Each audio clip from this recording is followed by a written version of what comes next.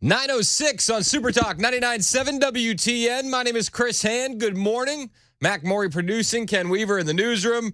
You guys on the phone lines and the Members Nutrition Super Text line.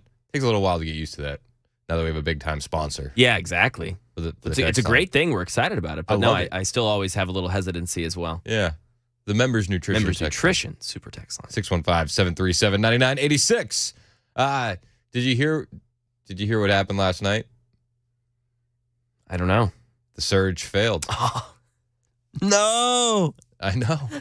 How? Nobody knows. It's a mystery. Nobody can make any sense of it. All the data pointed us in the wrong direction. How did this happen? How are the polls so correct? Usually they're wrong. So weird. Trump getting Michigan last night. 756,000 something votes. Nikki Haley, she did get 26% of the vote. Almost 300,000 votes. And just about all those people will be voting for Trump come the general election. Here's something that is sticking out to a lot of people that happened last night that they find odd and rather telling. Over 100,000 Michigan voters chose uncommitted over Joe Biden in the Democrat primary in Michigan last night. Over 100,000. Now, Joe walked away easily, and that uncommitted vote came in second place. It was actually a lot less than what Nikki Haley was able to get. But I think the main difference is your Nikki Haley voter is going to be able to vote for Trump in the general election. A lot of them will.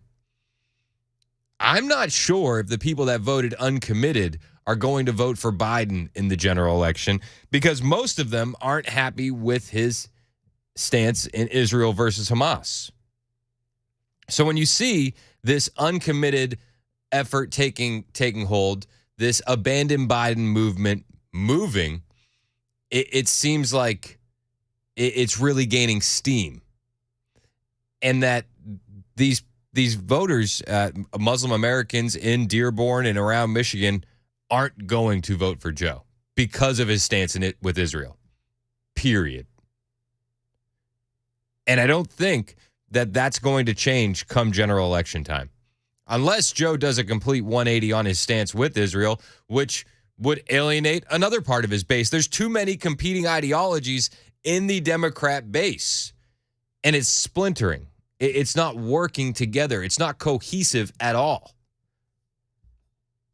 There's too many competing influences. So I'd be very curious to see what happens come November if those 100,000 uncommitted voters end up moving back to Biden. Maybe some of them will. Maybe some of them will do what Nikki Haley voters will do and say, well, the lesser of two evils in their mind, right? But what really sticks out is that Joe Biden isn't left enough for the far left. He's not going to satisfy that portion of the party. It's fascinating. Huge takeaway from last night. That was one of my big takeaways. What did you think? 615-737-9986. 615-737-9986. D in Nashville is on line one. D, you're next on Super Talk. What's up, D? Hey, I'm enjoying your show. Love it. I just want to tell you how to more than likely eradicate a lot of the crime in America. Okay. And Trump was right. Penalties need to be a lot stiffer and harder. He talked about the death penalty on like everyday crime. If you go to any foreign country, you hardly ever hear about robbery, carjacking, rape, incest. You know why? I'm going to tell you why. They either flog you, work camp, hang you, shooting squad. They'll cut your private off. In Saudi, if you rape someone, especially if it's the king's daughter, don't do that. We need to start adopting these type of laws. And I know a lot of people are going to say, oh, he's so mean and insensitive and that's cruel. Well, how are you going to stop these animals from doing your family? That's the only time you fight back. No, I get your point on tougher penalties would result in less crime, and I think you make some good points. And then, it kind of lost me with the, especially if you rape the Saudi king's daughter. I was just like, okay, I don't know. Oh, you didn't get that part? Okay. I understand. I get where he's coming from. We got it. Tougher penalties equals less crime. And don't rape the Saudi king's daughter. That was my takeaways. It's like noted. Got it. 10-4. No, yeah, tougher penalties will work. And there's only one guy in this presidential race that's going to bring tougher penalties, and that's Donald Trump. Plain and simple. But before we get to 2024, we're going to have to deal with the Democrat machine. And that Democrat machine, it is rolling. We don't have our ducks in a row in the Republican Party. We don't even have a head of the RNC named yet. We know Ronna McDaniel's stepping down, and that's a step in the right direction. But, guys, it is now the end of February. We got a bonus day in February tomorrow, but it is the end of February. And we got another week until we can even name a head of the RNC. And there's going to be other people entrenched in the RNC that are cronies of that neocon establishment. We need to clean house at the RNC and get our butts in gear when it comes to ballot harvesting, vote chasing, all of the things that the Democrats do that are legal in those states, we need to be doing. Because every day that we're not, the Democrats are. The Democrats are. Kamala Harris yesterday was talking with a bunch of Democrats, and she said that, they have a plan for voters. Now, listen to this plan from Kamala Harris and tell me that this doesn't, give you a little bit, a minor case of the heebie-jeebies. We have been doing work to promote voter participation for students. And for example, we have, under the Federal Work Study program, now allow students to get paid through Federal Work Study. They're paying students to activate voters, to register people, and to be nonpartisan poll workers. Nonpartisan poll workers, yes. So I'm sure people that are applying for this gig are going to be very nonpartisan. That tracks. As we know, this is important for a number of reasons. One, to engage our young leaders in this process and activate them in terms of their ability to strengthen our communities. Strengthen our communities. We must activate these young leaders. They're paying people to go out there and chase the vote. It just feels slimy. Completely slimy. There's more to the plan. Do you want to hear the rest of the plan? Would you like to hear the rest of the plan? More? Yeah. I'm in. There's more. You ready for this? And I want to thank the press for being here, but also invite the press to exit before we continue the meeting. Oh, never mind. We didn't get the rest of the meeting because they made the press leave once they got to their diabolical, sinister portion of the plan. Weird, right? Democrats are up to something. Got something up their sleeve. They're always scheming. Thing about the schemers, they stay scheming. And I worry that we're going to run into some of the same issues that we ran into in 2020. I do. I think if we overwhelm the system and we swamp the vote, there is that chance we win. But I just, every day that we don't get our operations in order, we're a day late and a dollar short. The Democrats have now been doing this for years. Years. They've worked out the kinks.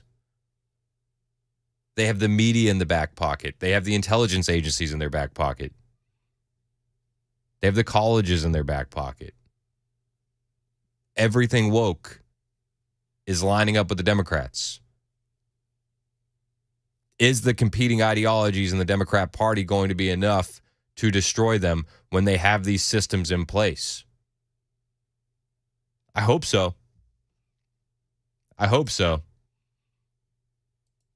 But we know that what we were up against in 2020, we're going to be up against again, and it could be even harder this time.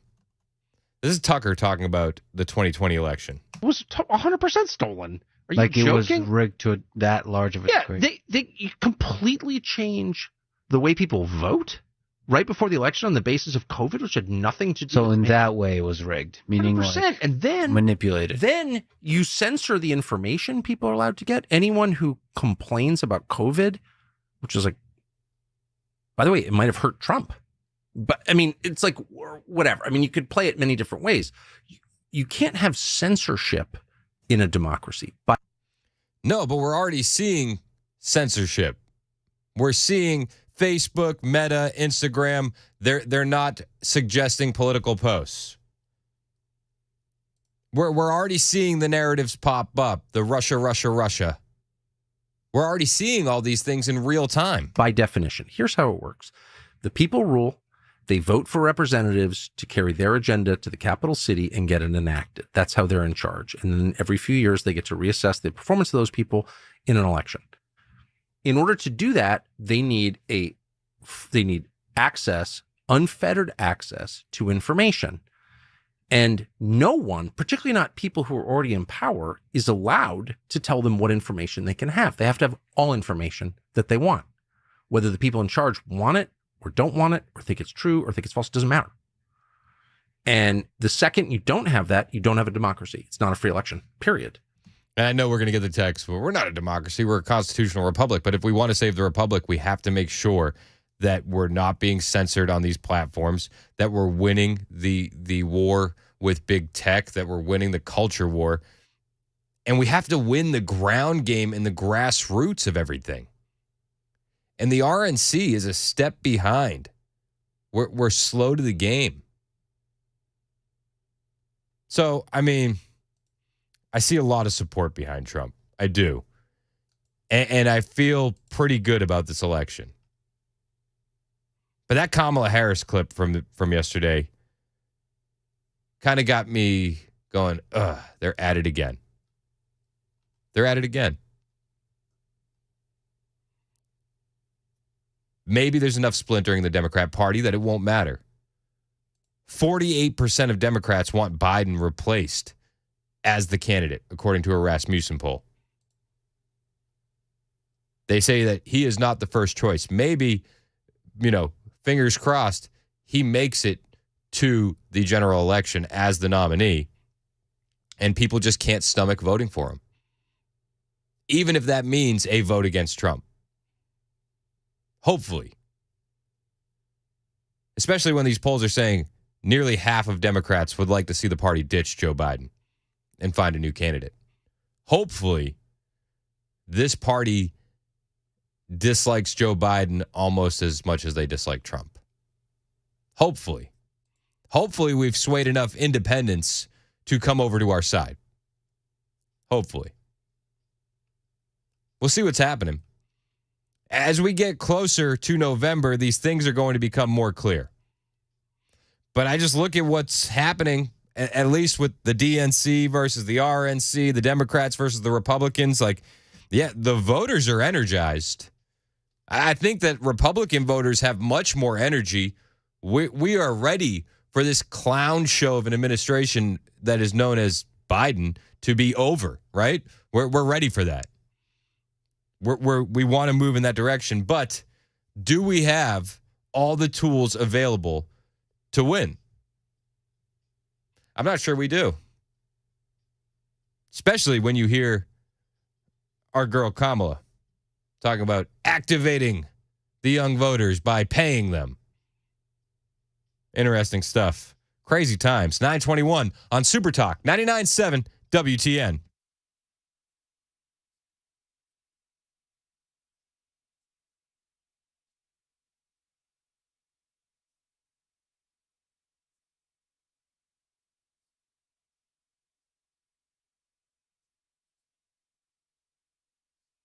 Hey, it's Chris Hand for my friends at United Structural Systems, USS. The rain, it stinks, but it does create an opportunity. The opportunity is for you to poke your head in your crawl space. Wait until it stops raining, but then go poke your head in your crawl space and look around. Do you notice standing water? Maybe with all the rain coming in, you're starting to see wet basement walls, cracks in your basement floors. That's your house trying to tell you something. And if you see those issues popping up, give the guys at USS a call to take a look. They'll come up with a custom solution for your home. Maybe that's really just waterproofing in your basement and crawl space. Maybe you need a crawl space encapsulation. They can do it all and more at USS. Maybe you have a sinkhole that you've been staring at on your property that you are just tired of looking at, and it becomes more obvious as the water pools in it when it starts to rain. Well, the guys at USS can fix that as well. They've been doing this kind of stuff in Middle Tennessee since 1994, and they have 25,000 satisfied customers to back them up. The number to call is 615-488-7855. Call USS today, 615-488-7855, or just hit up the website, ussTN.com.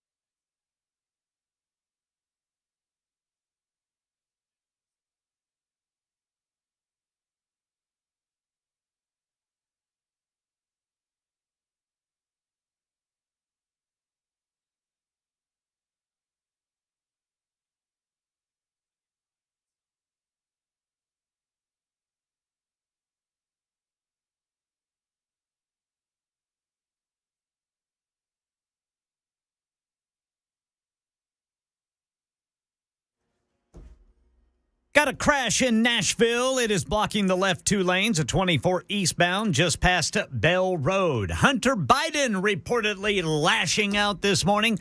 Protesters interrupt the Democratic mayor of Athens, Georgia, over a college student's death and sanctuary city dangers. These stories and more at 9:30 on Super Talk 99.7 WTN. Thank you, Ken Weaver. It is Super Talk 99.7 WTN. Hunter Biden lashing out. Shocker, right? Yeah, he's mad. Is he?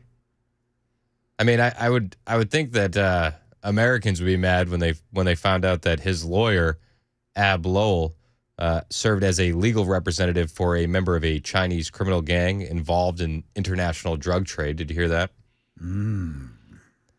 That's kind of weird connections to have, right? Coinkadinks. Like, don't worry about it. Don't look into that.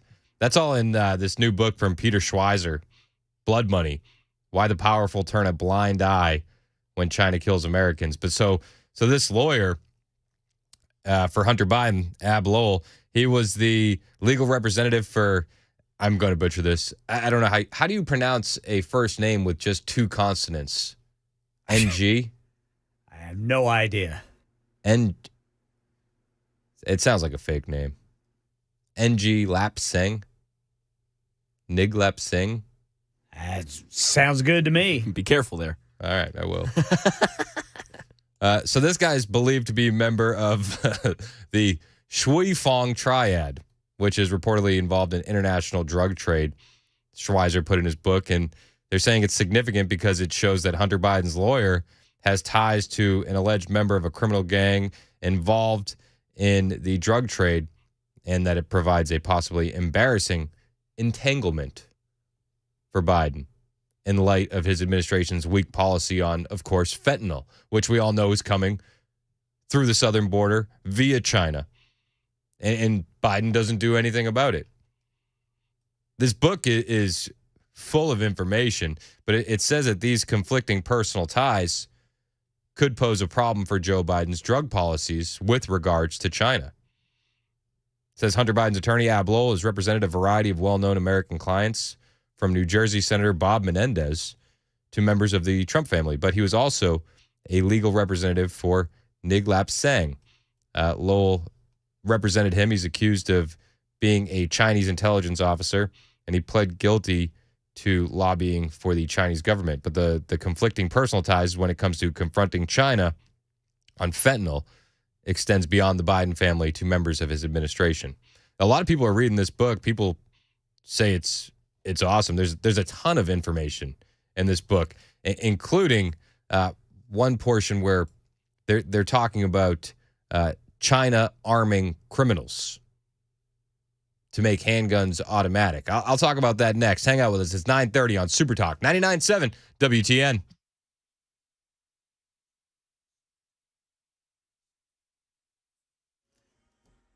"9:30 on the dot. I'm Ken Weaver with your top stories. Got the full forecast in 2 minutes, and Hunter Biden has arrived for his impeachment testimony about President Joe Biden's alleged role in foreign business dealings. Reports say Hunter Biden lashing out, saying he did not involve his father in any of his business dealings.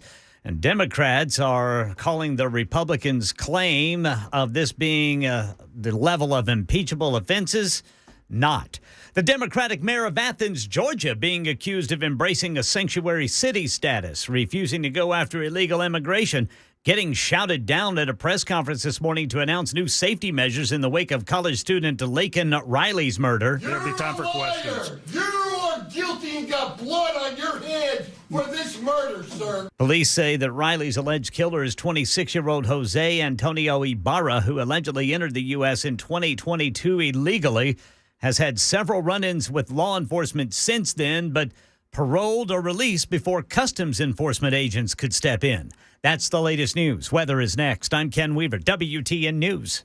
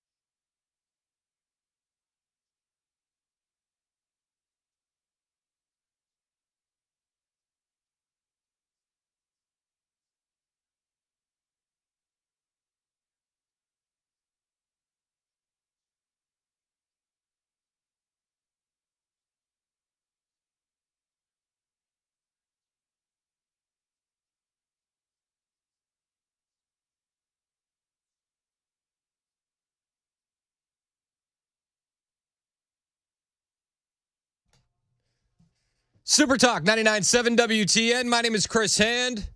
The Bidens all over the news today. Joe's going to get his physical. They're going to check the old guy out, see how he's doing. No mental competency test, though. Go look under the hood. Yeah, they'll take a look. That's what I was going to say. So, we'll see what happens. He did his little half jog on his way. Oh, yeah? Did you see that? Oh, wow. A little shimmy. Yeah. Slow motion shimmy. Yeah. That's like, I still got it.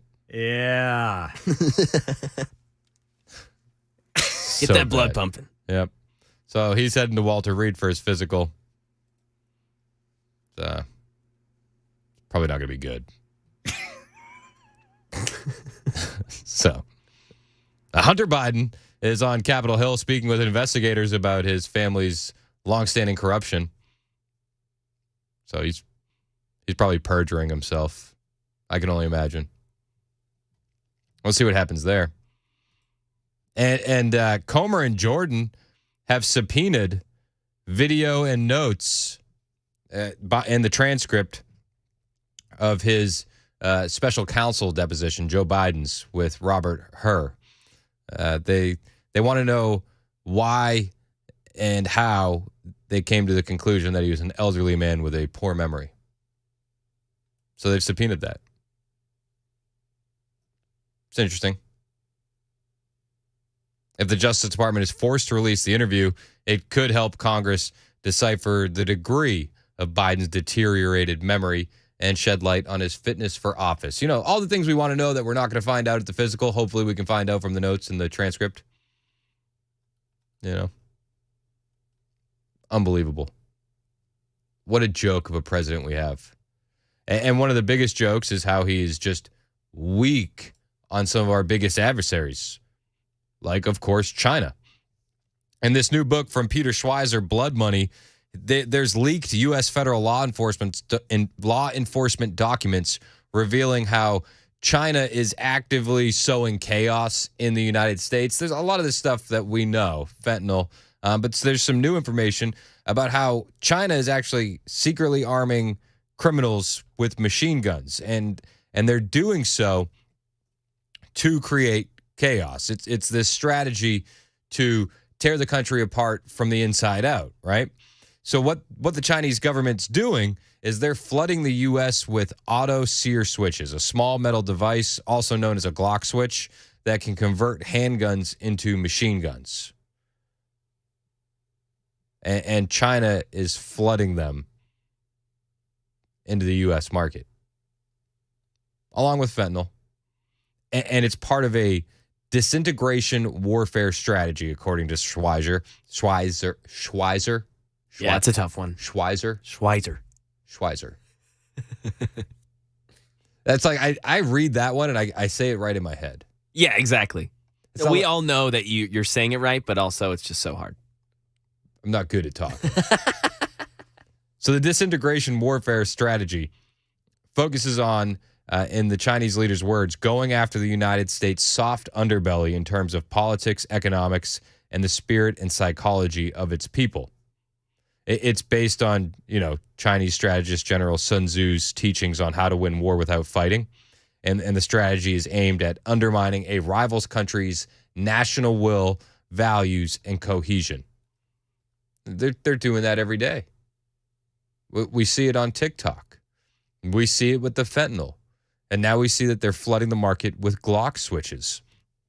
And in Blood Money, Schweizer has leaked U.S. federal law enforcement documents to reveal that China is actually doing this.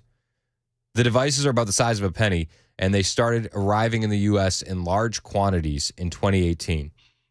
They're illegal in the U.S. except for use by law enforcement personnel and a select group of others who must obtain federal licensing requiring an extensive criminal background check. But criminals in the U.S. are purchasing them illegally from China via Chinese websites that are in English and target Americans, Schweizer writes. He says that between 2019 and 2021, there was a rise of 4,200 in incidents involving machine gun fire in 130 American cities. Some of these illegal switches are made on 3D printers in the U.S., but he writes that the vast majority on the street in America are from China and are of much higher quality than those that can be made on 3D printers. And they say that this is all a strategy. And U.S. law enforcement is becoming better at identifying these switches coming from China. And Chinese producers have now had to switch tactics because of this and are increasingly, they're shipping them to Mexico and then smuggling them into the country illegally, which is also Joe Biden's fault with this weak border. They eventually will end up in the hands of gangs, felons, drug dealers, and drug cartels in Mexico. Drug cartels in Mexico are actually even starting to manufacture these themselves with machines provided by Chinese companies. Schweizer says in his book, this is a strikingly similar replay of the Chinese government's strategy with fentanyl, that when the U.S. authorities begin blocking the shipments sent from China via mail, Chinese sellers switched to the land bridge in Mexico to continue supplying these devices to criminals in the United States. He said, this is delivery saturation around the United States. And the Department of Homeland Security, in an internal memo obtained by Schweizer, warned against the same thing. And they have a map showing that the distribution is concentrated in major cities like L.A., San Francisco, Chicago, Detroit, Miami, Washington, New York, Philadelphia. It's crazy. So there'll be more bloodshed on the streets because of the Chinese. Not surprisingly, the number of switches seized by law enforcement officials investigating crimes jumped by 570% compared to the previous 5 years, according to the Bureau of Alcohol, Tobacco, Firearms, and Explosives. This is what Joe Biden, who says, they're good guys, folks. I spent a lot of time with Xi Jinping. This is the strategy of the Chinese to weaken us when we're not paying attention, where we're not paying attention. And they're doing it in so many different ways. They're doing it with the fentanyl. That weakens the American population. They're doing it with these Glock switches, and they're doing it on social media via TikTok and the indoctrination of our children. This book is wild. Schweizer says members of Congress have also been silent and that they kind of need to step up. He says Kentucky is home to two of the top business cargo airports in the country where many of the devices are shipped. And Senate Minority Leader Mitch McConnell has been absolutely silent on the issue. He says that holding China to account, exposing and denouncing its conduct should be expected, but so far, Mitch McConnell has done none of those things. Schweizer also noted that Democrat Senator Amy Klobuchar and Cory Booker wrote Attorney General Merrick Garland in 2021 to express concerns about the switches, and they mentioned China's role as a supplier, but did not call for any actions towards Beijing in response. Weird. Similarly, when 11 senators who introduced a bill to tighten restrictions on owning switches, they also did not propose any action against China. It seems that American politicians know where these things are coming from, know why they're coming here, and don't want to take action against China. Now, at the same time, American politicians pursue restrictions on American gun manufacturers left and right, and they demonize them left and right, but they fail to take China to task. Schweizer writes in his book, U.S. political leaders are more focused on going after American gun manufacturers producing a legal product for millions of Americans than cracking down on Chinese companies catering to and further weaponizing criminal gangs in the United States. Schweizer concludes that, as with drug warfare, China is attempting to incite civil unrest in the U.S., similar to its own century of humiliation in which Beijing faults Western powers for sowing division in China in the 19th and early 20th century. In the same way that it flipped the opium wars of the 19th century and created the fentanyl wars of the 21st century, Beijing is now working to create a century of humiliation and weaken the United States by fomenting division by putting weapon-enhancing technologies into the hands of felons and criminal gangs and fueling social division on U.S. streets. Fascinating. It's called Blood Money, Why the Powerful Turn a Blind Eye When China Kills Americans, and it is out. It was out yesterday. Mike in Atlanta, you're next on Super Talk. What's up, Mike? Good morning. I love the book that you're talking about. There is a wealth of information there. I wanted to mention that there's a book that I think would complement it well, but it broadens the window of corruption. It's called The Great Taking by David Webb. Okay. You can actually find the audiobook for free, I believe, on YouTube. That's how I've been listening to it as I drive my tractor trailer through your great city. Nice, man. What are your big takeaways from that book? From the David Webb's book? Yeah. Well, I mean, he lays out premise where they've changed. It's taken them a long time, but they've changed laws in every state, having to do with like the rights to assets. There's a lot of banking information in there that might bore the crap out of some people, but I'm kind of a nerd in that way, because the devil's in the details. Yeah, absolutely. And they, if we look at history, they've done this before in the 1930s when the bank runs happened, and they did the banking holiday, and after the banks, so many banks failed. The only banks that were allowed to reopen were the ones that reopened under the authority of the Federal Reserve Bank. And all the depositors of those other banks lost everything. And this is a way that I don't know, I don't have my tinfoil hat on, but to me, this sounds like they're setting us up to own nothing and be happy. Hey, we welcome tinfoil hats on this show. What was the name of the book one more time, Mike? It's called The Great Taking. Okay. It's by David Webb. All right, man. Hey, I appreciate the recommendation. Thanks for listening. Hey, thanks for everything you do. Yeah, appreciate you, Mike. Mike said he drives a tractor trailer. You know what they say, Chris. It adds to the mountain of anecdotal evidence that we are the number one show for truckers in Middle Tennessee. We might even be stretching out our footprint when it comes to truckers. Mike said he was based in Atlanta. Atlanta? Oh, yeah. Do you think, anecdotally speaking, we might even be the number one show for truckers in Georgia? I mean, that's just Georgia. I mean, we can spread this anecdotal evidence farther than that, I think. Kentucky? Heck yeah. Dare I say it? Alabama? Bingo. Oh, my gosh. The anecdotal evidence just piles up. It never stops. It pours in. The cup runneth over. All right. The beautiful thing about anecdotal evidence, you know. That's my favorite kind of evidence. Exactly. It's my favorite kind of evidence. 9:51 on Super Talk. 99.7 WTN.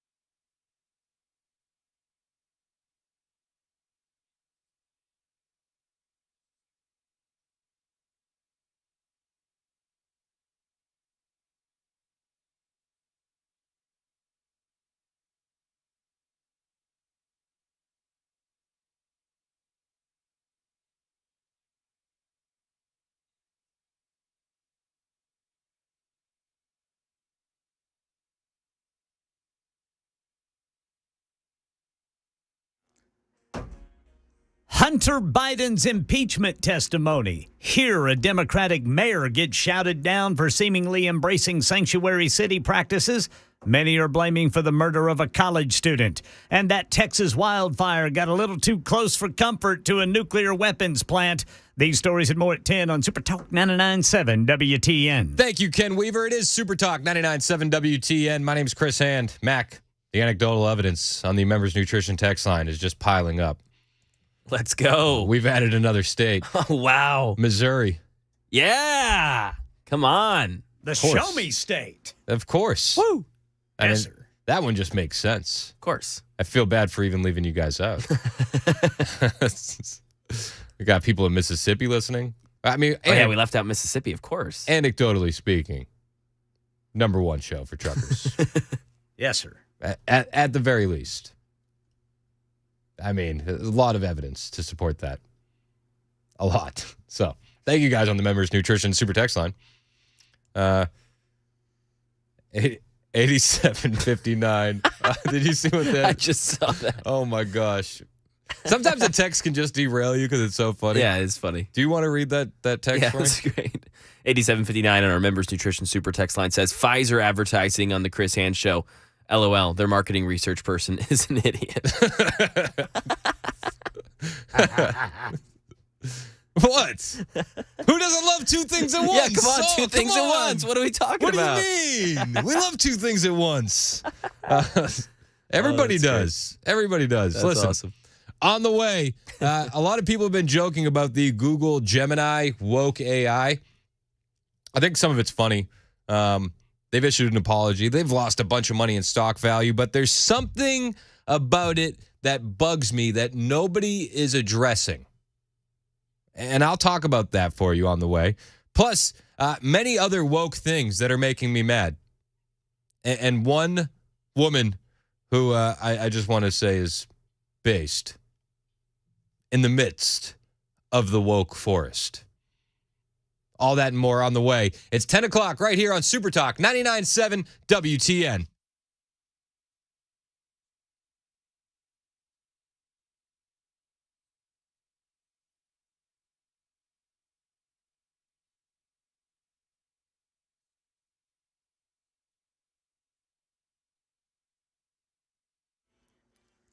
Ten o'clock on the dot this Wednesday morning. I'm Ken Weaver with your top stories. Got here this morning around 3:30. It was 70 degrees. Right now it's 44 degrees on Music Row. Full forecast in 2 minutes.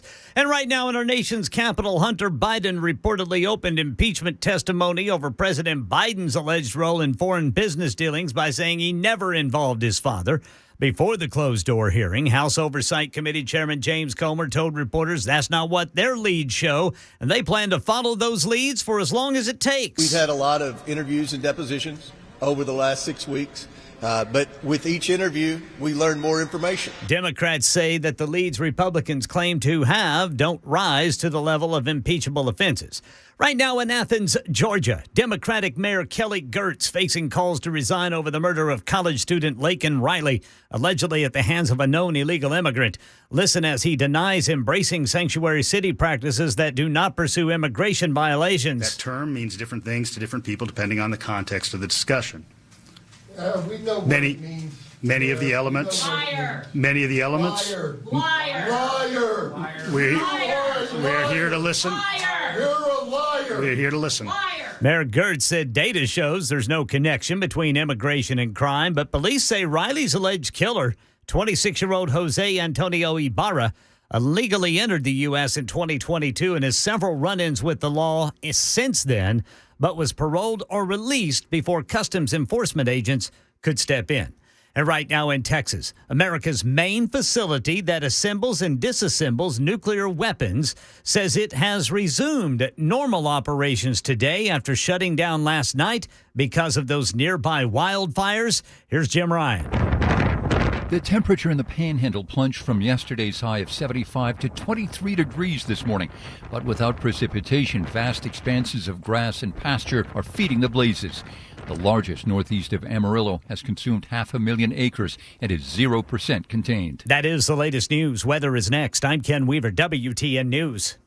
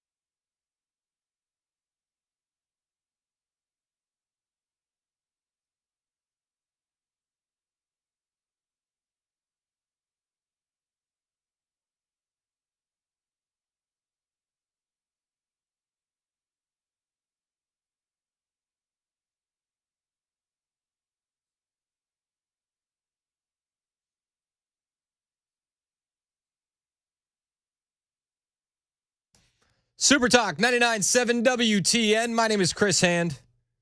Mac, have you been following this Google Gemini story? Yeah, man. Wild. So basically, it's such a woke AI. Yeah. That it won't make pictures of white people. Racism,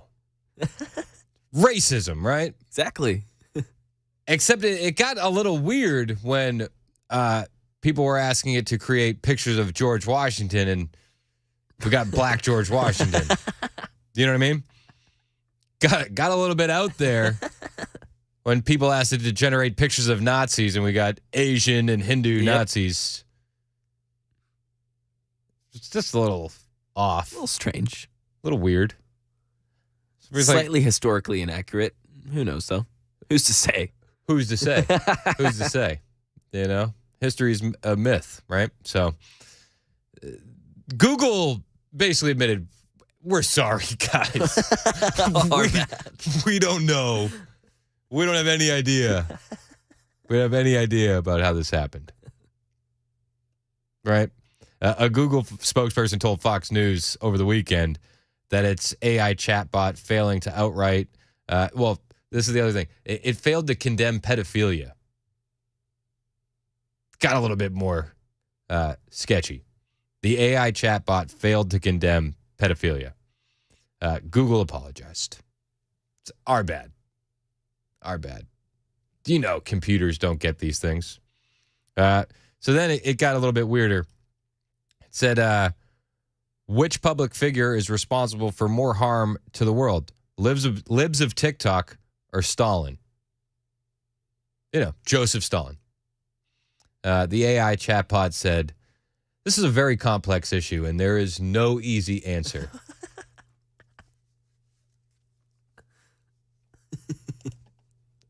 It's just insane. It's not objective, It's in the eye of the beholder. Exactly.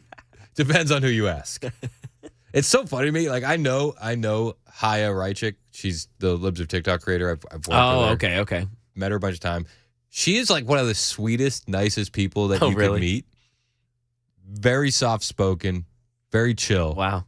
I don't know if I would say the same about Stalin. Really? I've heard very chill. You've heard? I've heard extremely chill. Man. Are we talking anecdotal evidence? Anecdotal evidence. Anecdotally, maybe he was pretty chill. He was a good hang. Maybe he was pretty based. I don't know. But then it says, I'm sorry, I can't answer that question. It's a very complex issue. There's no easy answer. Both Libs of TikTok and Stalin have had a significant impact on the world, but it's difficult to say definitively which one has caused more harm. Definitively. Define definitively. A Google spokesperson told Fox News that this Gemini AI is built as a creativity and productivity tool, and it may not always be reliable. It's clear in this case that the response got it wrong, and we're continuing to improve our systems. So there's more examples. A conservative commentator, Frank McCormick, asked the AI, is pedophilia wrong? That would just, yes. Easy. I've got this one down. You're throwing an oop. Yeah, exactly. You know what I mean? You're throwing an oop. The AI bot replied, stating, the question of whether pedophilia is wrong is multifaceted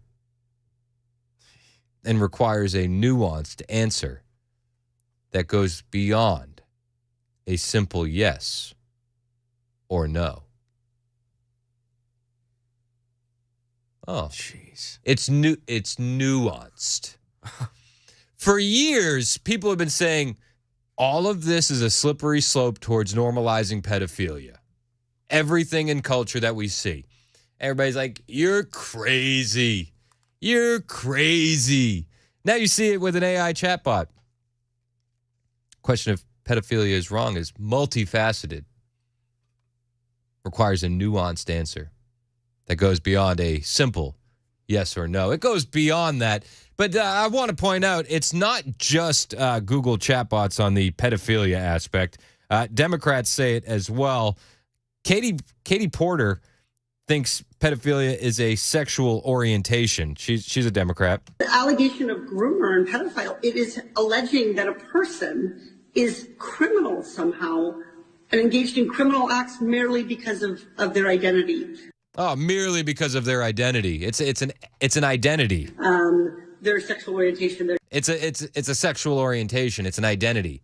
This is what Democrats are pushing, and these woke leftists are in high positions at Google, and this is what they're programming their AI with.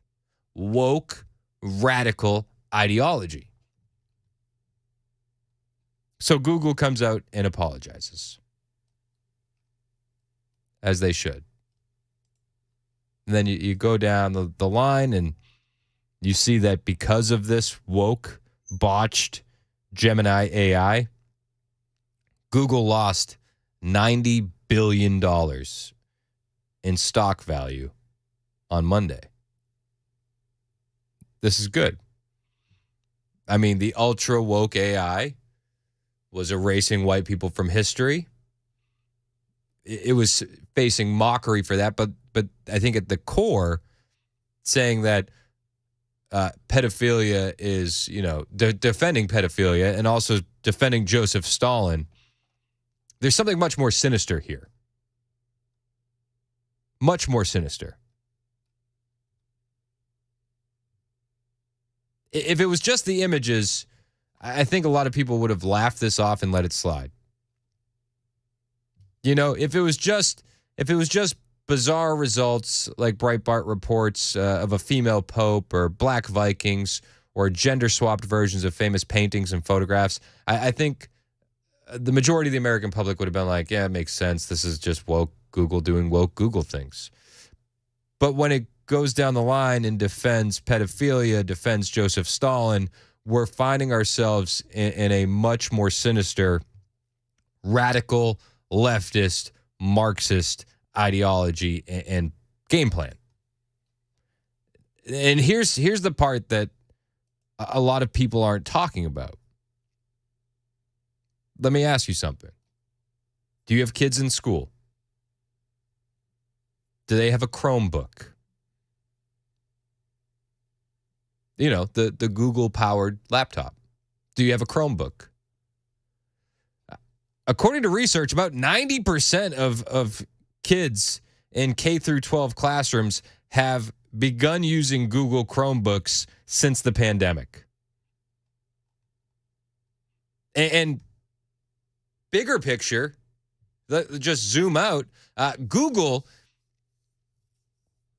is going to be implementing and deploying, they're developing it now, they're going to be deploying artificial intelligence-driven lesson plans to K through 12 classrooms.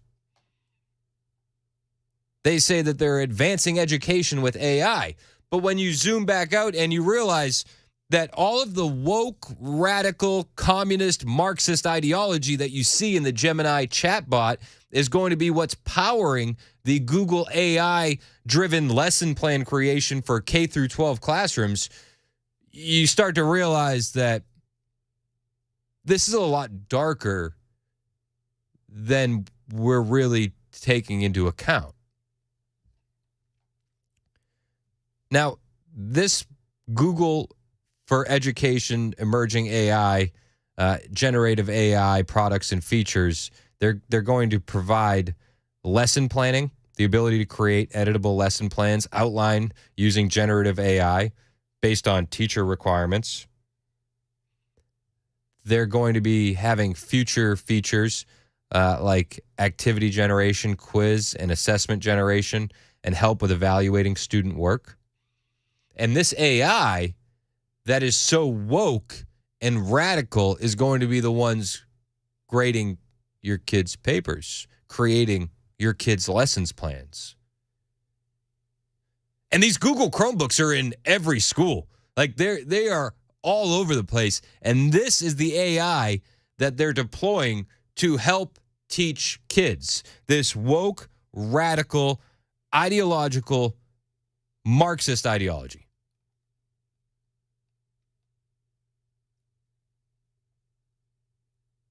This is crazy.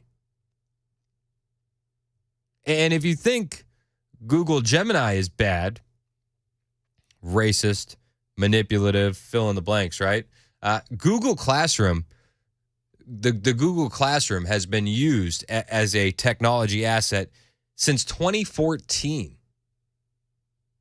We have a whole generation of kids that are going to be coming up through this school system, public and private, I might add. Private schools are using these Chromebooks too. Private schools will be implementing this artificial intelligence too, that are actively opening the door to this woke, manipulative ideology. And it's been doing so since 2014. If your kids used Google Classroom at any point since 2014, congratulations, guess what? Your children were the experiment. They were the human subjects and data that they used to provide insights for this Google AI in the classroom. I don't know about you, but being Amish sounds more and more attractive every single day. Every single day. Sally on the Members Nutrition text line said, I want my EMP. Yeah. I get the thought. But this is what we're seeing. And then Google's implementing this in classrooms, and then we're going to see it transfer over to the private sector, and we're seeing this woke DEI world take form. There's a story about pharmacists in California requiring DEI training to keep their license. This is only going to get worse as these kids in the schools are coming up and being absolutely brainwashed into this ideology. California requiring pharmacists to undergo DEI training that bashes straight white Christian males for license renewal. Yep. You're a pharmacist in California would need a DEI, cultural competency and humility training. There was a California pharmacist that blew the whistle on this and published screenshots of the woke training on Twitter. This is what we're seeing. And they're instilling all of this in the youth. They're doing it under the guise of technology. They're doing it when parents aren't paying attention. Listen, if I didn't read this story, I don't know if I would have been thinking about artificial intelligence being woke and ideological and implementing bias in my kids' lesson plans. But this is the future that we're heading towards fast. Fast. Google AI, teaching your kids. The same Google AI that thinks Joseph Stalin might not be as bad as libs of TikTok. The same Google AI that thinks whether pedophilia is wrong is a multifaceted question, nuanced, if you will. And in these AI trainings for classrooms, they say that they want to focus on inclusivity and diversity. That's what they're focusing on. Crazy. It's crazy. You need to be on your toes more and more as a parent. You need to be actively engaged in what they're learning on a day-to-day basis. You have to. Because if you're not, something like this is going to sneak through under your radar. And that's exactly what these woke commies want. They want to get into your kids' heads and brainwash them with their ideology before you even know it's happening. Because by the time you realize it, it is going to be too late. If your kids have a Google Chromebook in your public school or in your private school, I would tell you to take it up with the school board, take it up with your institution of learning and say, get it out. Get it out.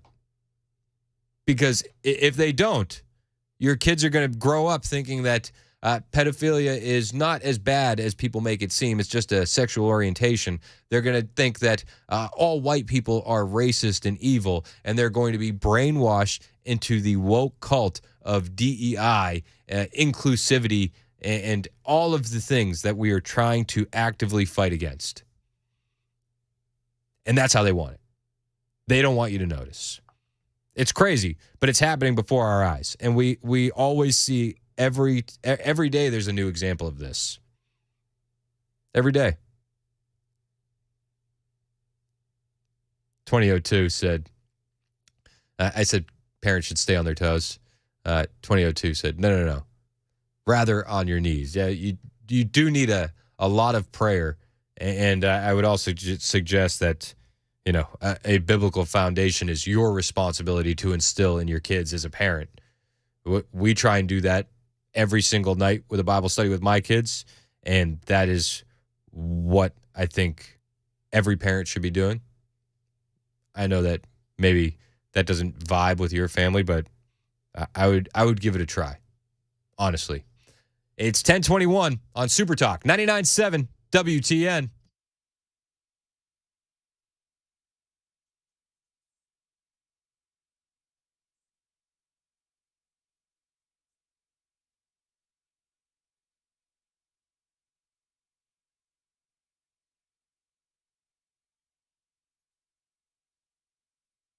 Hey, it's Chris Hand from my friends at Busy Bee Plumbing, Heating, and Cooling. On my way to work this morning, I get in the car. It's 70 degrees, right? 70 degrees. I got to work. Not an hour later, 48 degrees. This is the wild time of year where your AC and your heat are going to be competing for your attention. Are they working the best way that they can? If not, it's time to get them serviced the best way, the Busy Bee way, with my friends at Busy Bee Plumbing, Heating, and Cooling. Because as you're flipping back and forth between your heat and AC, you are basically waiting for a problem to pop up if you don't have them serviced. So be proactive. Keep your unit in tip-top shape. Now, if you need that annual maintenance, excellent. If you need repair or replacement, that kind of stinks, but I got the guys for you to call. Busy Bee Plumbing, Heating, and Cooling. Maybe you've been kicking the can on getting your AC repaired because it went down at the end of last season. Maybe you're realizing summer is getting closer and closer and closer, and you need to get it fixed. Well, the guys at Busy Bee, if you do need to replace it, you won't find a better value on replacement systems. They offer up to 12 months, no payment, no interest with approved credit, and it pays in so many ways. To sign up to be a Beehive member. It'll get you that thorough annual maintenance on your plumbing, heating, and air systems. No overtime charges, 24/7, and 10% off all repairs. Remember, Busy Bee has convenient Saturday availability for those maintenance calls, so you'll never be left out in the cold. Busy Bee, they're your Rude Pro partner for satisfaction guaranteed. Call Busy Bee Plumbing, Heating, and Cooling, 615-775-7833, 615-775-7833, or online at busybeehvac.com.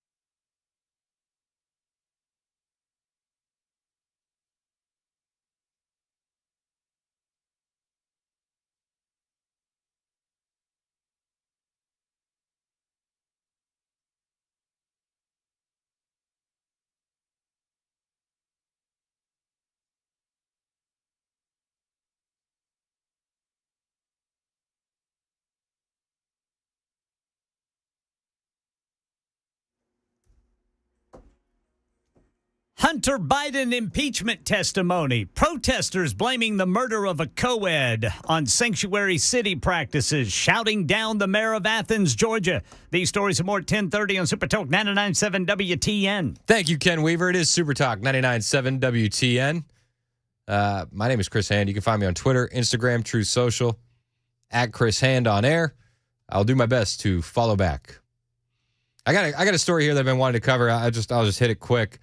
Ken Paxton may be the best attorney general in the country. Pretty sure he is. He has sued Pornhub for violating age verification laws in Texas.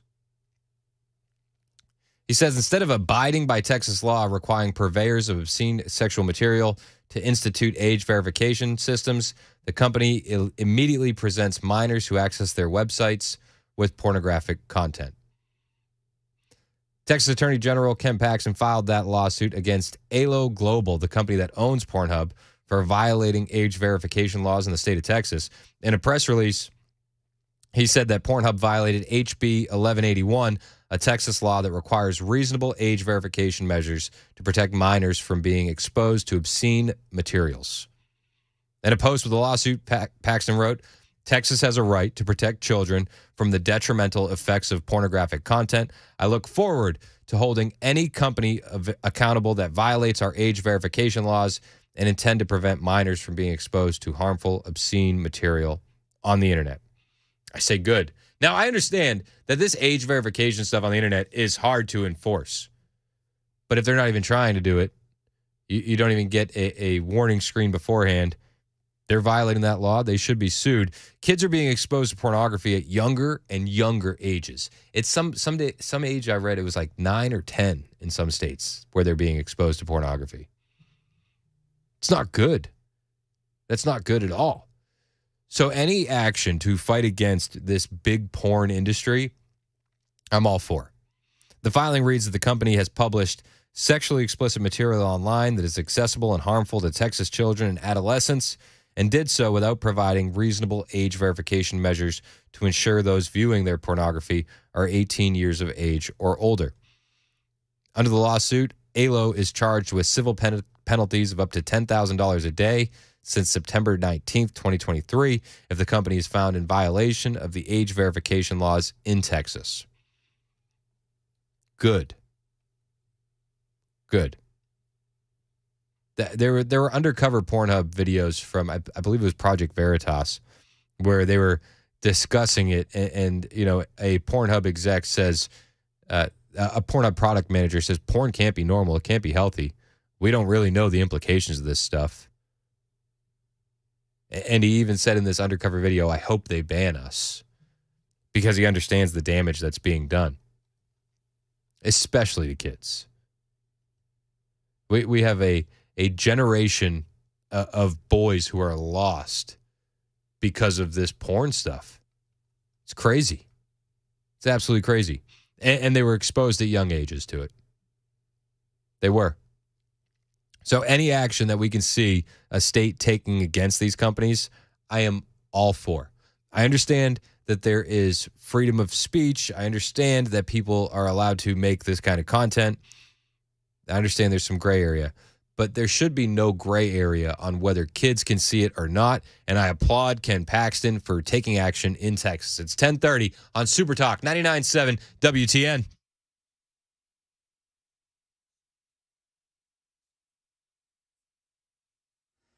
I'm Ken Weaver with your top stories. Full forecast in 2 minutes. And right now in our nation's capital, Hunter Biden is testifying before the House Oversight Committee behind closed doors in an impeachment inquiry involving his father, President Biden.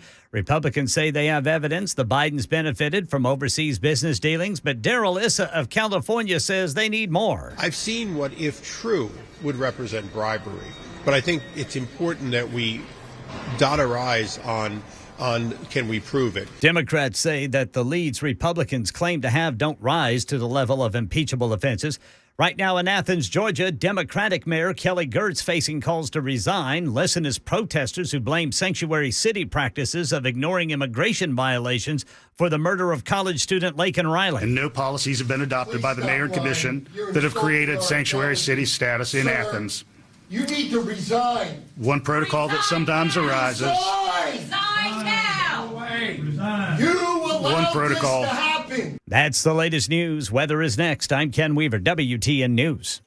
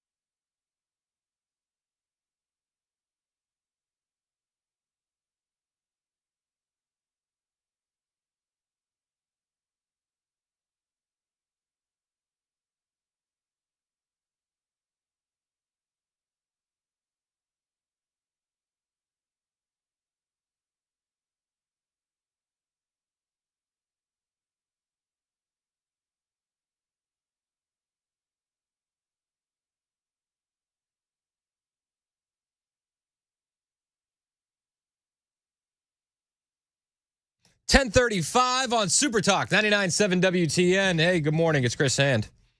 Is it still raining out there? I know it's cold.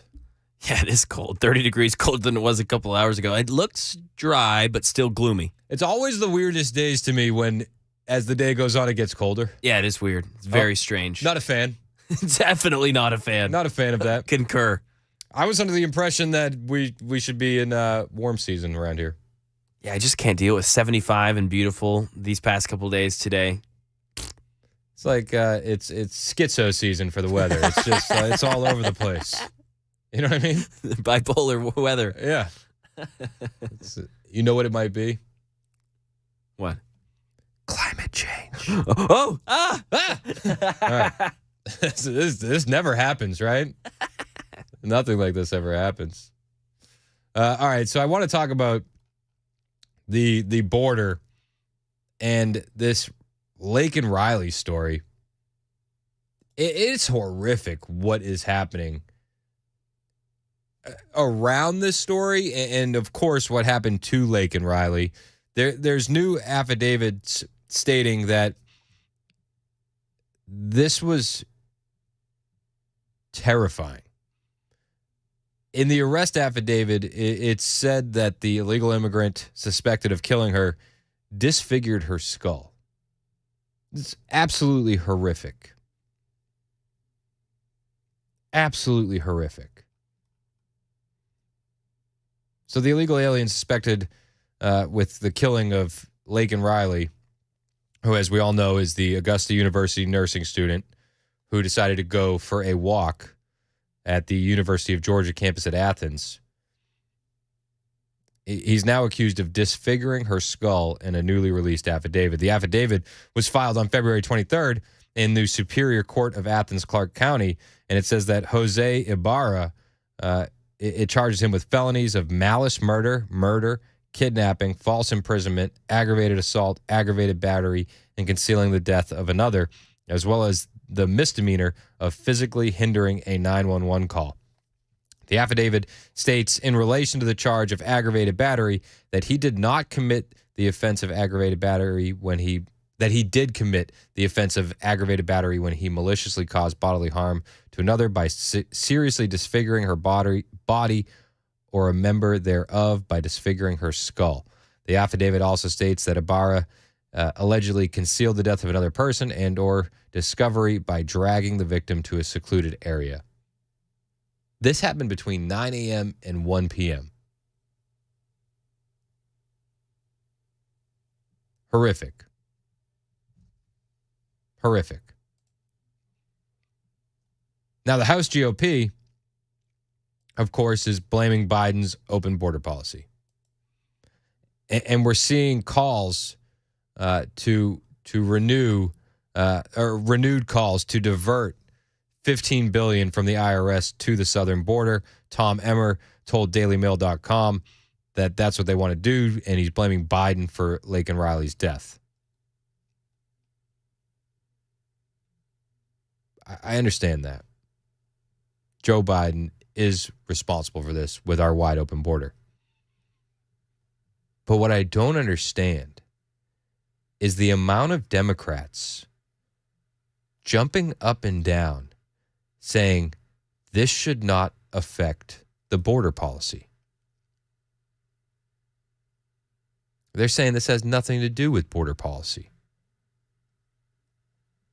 Democrat Katie Porter, who also thinks pedophilia is a sexual orientation, she was on CNN and said that she doesn't think that this should change the border policy. Well, I think when a horrible tragedy like this happens, I think whenever we're dealing with violent crime, there is a sense of outrage, of sadness, and of loss. But I think the important thing to focus on is any one instance shouldn't shape our overall immigration policy, which has so many different facets, including economic choices about what workers to allow in and how to create prosperity in America. So the situation is tragic and it's a loss, and it's important to acknowledge that, but also to recognize how all the other parts of immigration policy fit together. So this shouldn't change our immigration policy. Well, I think that this should strengthen our resolve to fix the southern border and people that can sneak in illegally and that do so under the Biden administration. Every day we're seeing stories like this. There's a Salvadorian illegal alien arrested in Maryland in connection with the murder of a 2-year-old. There's a Honduran illegal alien arrested for the rape of a 14-year-old girl at knife point and a separate stabbing incident in Louisiana. ICE arrested a Guatemalan illegal alien convicted of sexually assaulting a child in Boston. How many? How many do we need before you say it's time to change our illegal immigration policy? Because under Biden, the policy is come on in.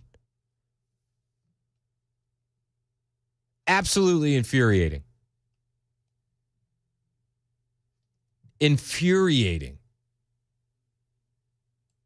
The way PBS covered it, PBS's NewsHour said there's a leap from a crime to fear of an entire group. Listen, we know that these countries are emptying their prisons and sending them to America because of our wide open border. That's one of the ways that El Salvador got rid of a lot of their crime. El Salvador went from one of the most dangerous places to live to one of the safest. And one of the ways that they did it was they sent a lot of those criminals straight up to America.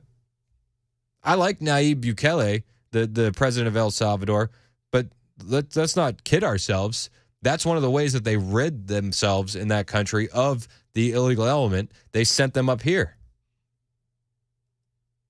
And PBS, while discussing the death of Laken Riley on NewsHour, the host stated, there's a leap from the crime of one person catalyzing to fear of an entire group or population. And we don't see that with native-born Americans or white Americans more broadly. Oh, it's a case of racism. It's a case of racism. I'm sorry. Do Americans commit crimes? Yes, absolutely. Should penalties be stiffer? Yep, absolutely.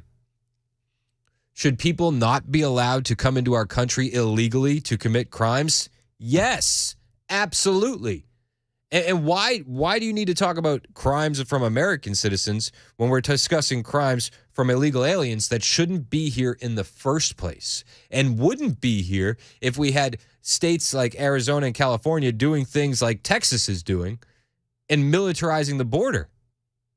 We need to militarize that border. It's time. It's past time. And how many more deaths do we need to see before these left-leaning media personalities and Democrat politicians realize, yeah, enough is enough? Flabbergasting. While speaking with UC Irvine professor of criminology, law, and society, Charis Kubrin, the host of PBS NewsHour, said, "I'm sure you've heard this argument before. We're hearing this again, which is that if this man should not have been allowed to enter the United States, if he'd not been allowed to stay, he couldn't have committed this crime. And this young woman would still be alive today." Are people making that argument wrong? No. That is the whole argument. This professor of criminology, law, and society replied and said, well, it's not that the argument's wrong, because essentially that's true, but I think it's misplaced. Because at the end of the day, if we really do want to cut down on crime in general, absent this one horrific incident, making restrictive, exclusionary, and harsh policies aimed at immigrants is really not going to yield the benefits of reductions in crime that many people believe. Oh. So yes, your argument's true, he says, but let's put that to the side and let's change the focus. These people shouldn't be here. They commit heinous crimes against children and women and the most vulnerable. And Democrats don't want to have the conversation be making the border more secure. It doesn't help their cause. Luckily, I think a lot of Americans can see right through this, to quote Uncle Phil, this bovine scatology. They can see right through it. But it doesn't mean that they're going to stop making that argument. Some Democrats are waking up. Some are. Eric Adams, Democrat mayor of New York City, he said that he's calling for changing sanctuary city law that protected Laken Riley's accused killer. He's calling for changes to the city's sanctuary policy that helped an illegal alien walk free without being turned over to ICE, Immigrations and Customs Enforcement, because that was the guy who is now accused of kidnapping and murdering 22-year-old Laken Riley in Georgia. He said at a town hall on Monday in Brooklyn, for those who are committing crimes, we need to modify the sanctuary city law that if you commit a felony or a violent act, we should be able to turn you over to ICE and have you deported. This is what he said during a town hall meeting. Now, the overwhelming number of migrants in the cities that are here, they want to work. I still don't understand why the federal government is not allowing them to work. They need to have the right to work, like all of us that have come to this country have the ability to do so. But those small numbers that are committing crimes, we need to modify the sanctuary city law. And if you commit a felony, a violent act, we should be able to turn you over to ICE and have you deported. It is a right to live in this city, and you should be not committing crimes. Yes. And that'll probably be viewed as controversial among the left. It was 2017 when Andrew Cuomo, the then governor, Democrat, signed the sanctuary policy into law, prohibiting state agencies from cooperating with ICE agents who inquire about the whereabouts of criminal illegal aliens in the hopes of having them deported. And as a result, we see mayhem. Mayhem. In many of these sanctuary cities. Many of them. In Denver, they have so many illegal aliens that they can't afford to pay their own people anymore, and the city is laying off workers. The city of Denver does not want headlines that it's laying off employees in order to pay for the migrant crisis. But the city is telling hourly employees that they may have their hours reduced to zero. Just don't call them layoffs. Don't call them layoffs. We can't change this policy. Everything's working. Anna and Franklin, you're next on Super Talk. What's up, Anna? Well, I just quickly wanted to tell you, the woman politician that called and or that you played her voice saying that it immigration and this and blah blah blah. I'll tell you when it would affect her. If it were her daughter, or her granddaughter, or her son, or if it were her. Yep, that's Katie Porter. She's when it hits her. Yep, she's a Democrat out of California. She's Katie Porter. Yep. Well, when it hits her is when it will cost. It doesn't cost them anything because we're not real. All that is real is theirs. Yeah, no, you're absolutely right, Anna. Thanks for the call. I appreciate it. Katie Porter is just a trash person. She really is. Katie Porter thinks that pedophilia is a sexual orientation. That's what she thinks. And engaged in criminal acts merely because of their identity, their sexual orientation, their gender identity. That's what pedophilia is to Katie Porter. This woman was elected in California. Are you kidding me? Brad and Laverne, you're next on Super Talk. What's up, Brad? Hey, Chris. I was just curious that we don't hear a lot about every death that these illegal immigrants cause in this country because of the media. And we've got Democrats making these statements like we shouldn't make policy based on one incident. I don't hear the same thing when there is a shooting about gun control, and was curious about how many they've killed, illegal immigrants killed in the past year, as opposed to guns. Yeah. No, then they won't make that same argument because it's not convenient. You know? Yep. Hey, I appreciate your call, Brad. Thanks so much. Yeah, it's just the hypocrisy of the left is infuriating. It's infuriating. And another reason why we don't see a lot of these stories, or you look up criminal records, I know you've probably seen this online. It'll be booking photos of illegal aliens, and then under ethnicity, it'll say white. Isn't that interesting? It's interesting. But they won't cover it on the mainstream media until a story like Lake and Riley's gains a lot of, I don't know, not momentum. That's not the right word, but attention. And people are like, why does this keep happening? And for every Lake and Riley story, there's 10 others that we haven't heard about. And that's 10 too many. These same leftist woke politicians during COVID said, if it saves one life, okay, secure the border. If it saves one life, end sanctuary city policies if it saves one life.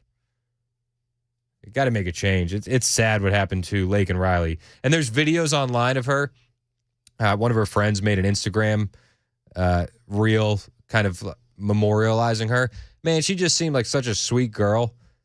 And for that to happen in the middle of the day, going for a walk because of Biden's failed border policy, garbage. It's 10:51 on Super Talk, 99.7 WTN.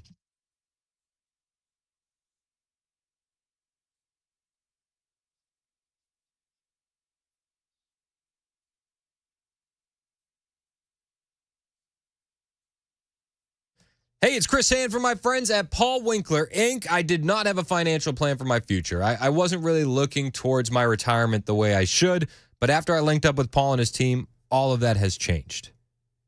And my wife is happy for it, and I know that my kids will be taken care of down the road as well. Now, Paul and his team hold themselves to a higher level of fiduciary standard than is required. Because of that, I have to tell you, I'm paid every time this commercial airs.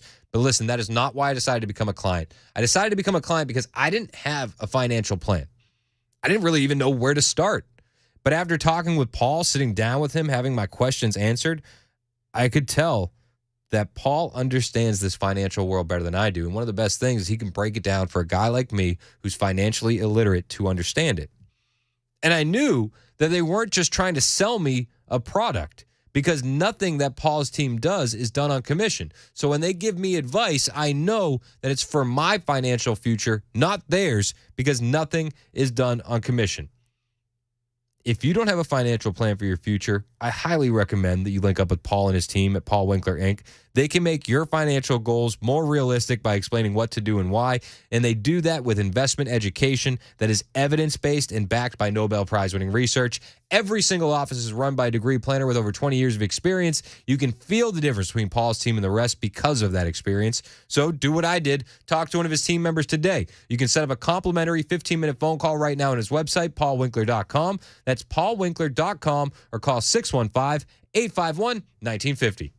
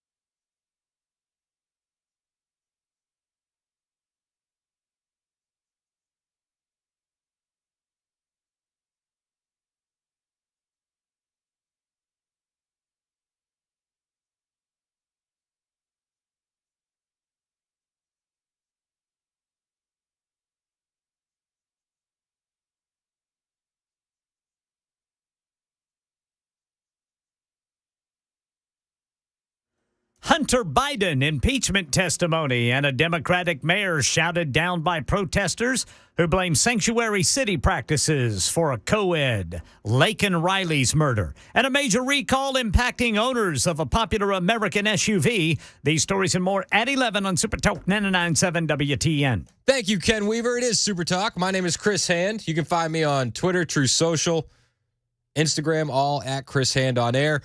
My friend Alex Clark from Turning Point USA has been called out in a Politico hit piece as a quote-unquote Christian nationalist. So scary. So we're gonna talk to her after Ken Weaver's newscast and find out, what kind of hate speech she's been espousing to make her criticized as a Christian nationalist.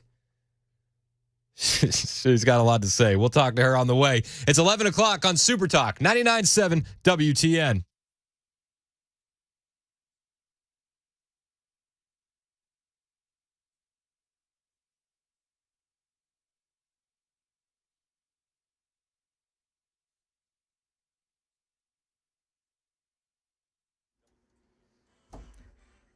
Eleven o'clock on the dot. I'm Ken Weaver with your top stories, and it looks like that cold front is here. We're at 43 degrees here on that Music Row. When I got here this morning at 3:30, it was about 70 degrees.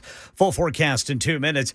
Right now in our nation's capital, Hunter Biden is testifying before the House Oversight Committee in an impeachment inquiry involving his father, President Biden. Republicans leading the investigation say they have evidence the Bidens benefited from overseas business dealings, but Democrats like Jamie Raskin of Maryland don't believe it rises to an impeachable offense. If somebody thinks that there is some high crime or misdemeanor relating to Joe Biden, they should tell us what it is. But so far, we haven't heard anything. Well, that was before today's closed-door hearing. Hunter Biden reportedly telling the committee today he did not involve his father in any business deal. And the Democratic mayor of Athens, Georgia, facing calls to resign. Protesters shouted down Kelly Girtz today, blaming sanctuary city practices of doing nothing about immigration violations for the murder of nursing student Laken Riley. There'll be time for questions. You are guilty and got blood on your hands for this murder, sir. Police say Riley's alleged killer is 26-year-old Jose Antonio Ibarra, who allegedly entered the U.S. in 2022 and has several run-ins with the law since then, but was paroled or released before customs enforcement agents could step in. Major recall. Owners of a popular American SUV will be notified. Stellantis says a steering wheel issue is behind its decision to recall more than 330,000 Jeep Grand Cherokees. Documents submitted to the National Highway Traffic Safety Administration say the wheel could disconnect from its internal mechanisms and fall forward, possibly resulting in a crash. The order impacts the latest generation of the truck made between 2021 and 2023 and includes the extended wheelbase Grand Cherokee L model. That's Mike Dubusky reporting, and the latest news. Weather is next. I'm Ken Weaver, WTN News.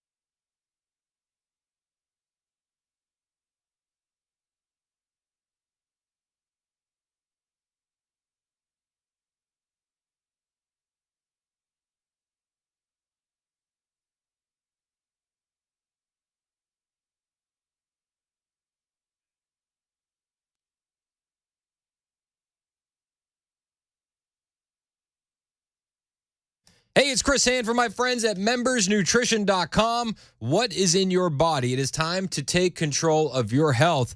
And let's face it, with the food we eat, the air we breathe, those toxins are building up in our bodies that suppress our immune system and our ability to absorb nutrients and fight illness.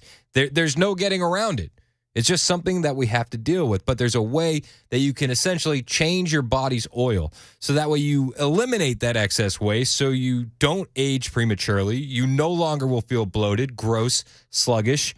You can experience this cleanse with Daily Defense's Youthful Cleanse. It's available at membersnutrition.com. It's time to take control of your health so that way you can take control of your life. I've done this cleanse myself. It feels great. It's the ultimate cleanse supplement for optimal digestive health. Gut health is huge, and you can take control of your gut health with Daily Defense's Youthful Cleanse. One of the things I love about this is it's made right here in the USA, not overseas, far, far away in China, like so many other of our vitamins and supplements that you can see on store shelves are. These are made right here in the USA, and you can get Daily Defense's Youthful Cleanse right now at membersnutrition.com.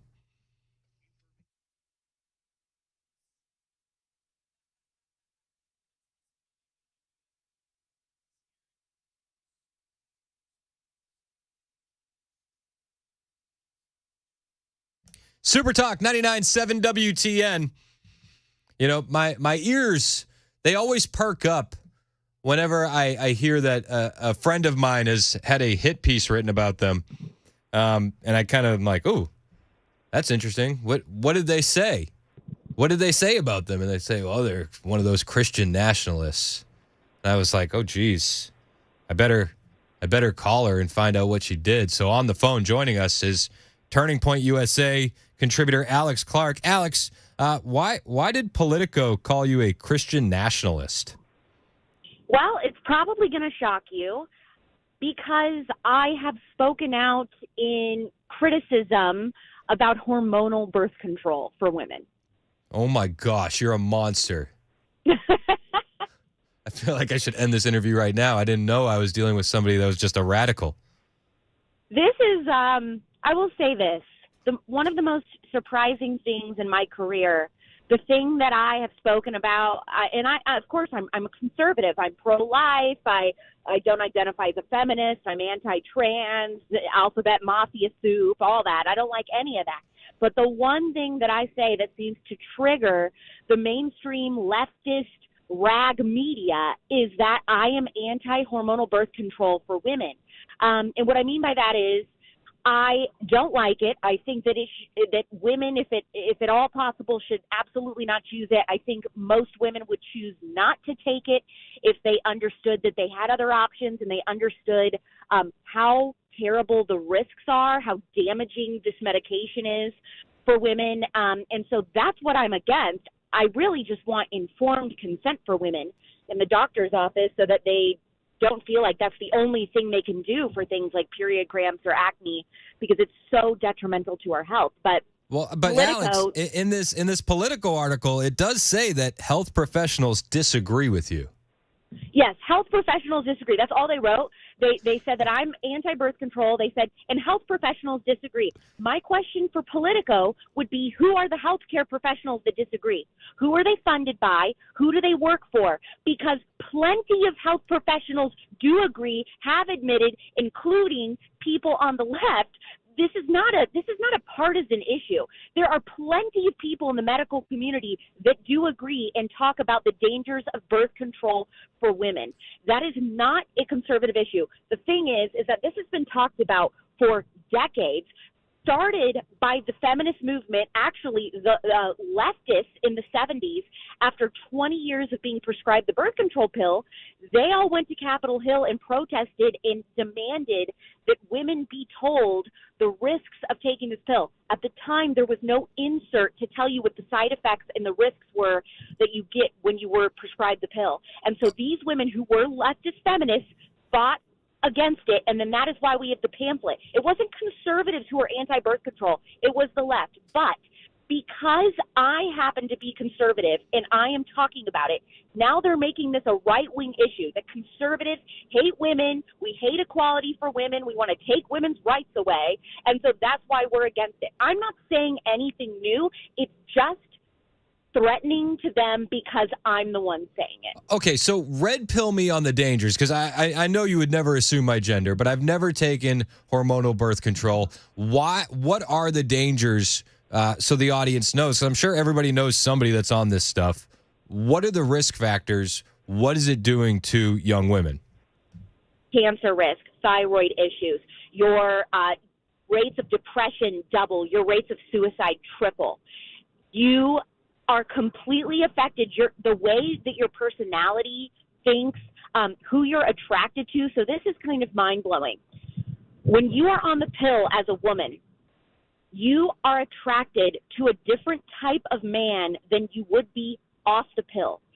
So this is common. Psychology Today, lots of people have reported on this. Again, this is not I'm not coming up with this out of thin air. This is widely reported, and we know this. Women who are on the pill, you can be attracted to somebody different. So women will get married to somebody. They'll be on the birth control pill, decide, after a few years of marriage, right, they want to start a family, so they want to get off the pill. Women then experience in droves this feeling of, oh, my gosh, who did I marry? I'm so unattracted to my husband. And it's because they were affected by the pill. And then, of course, they got to work through that and everything. But it completely changes all of that. So if women were not taking the pill, think about the different types of partner selection that we would make, because it completely alters your brain and personality. There is a reason why women get off of the pill after being on it for over a decade and say, oh, my gosh, it was so nice to finally meet myself. The way that you perceive the world, interact with the world, is so different on this pill. And the thing is that when it was first invented, it was only supposed to be used for a very, very short period of time. Women were only supposed to use it temporarily, a year or two. We are seeing women on it for 10, 15 plus years.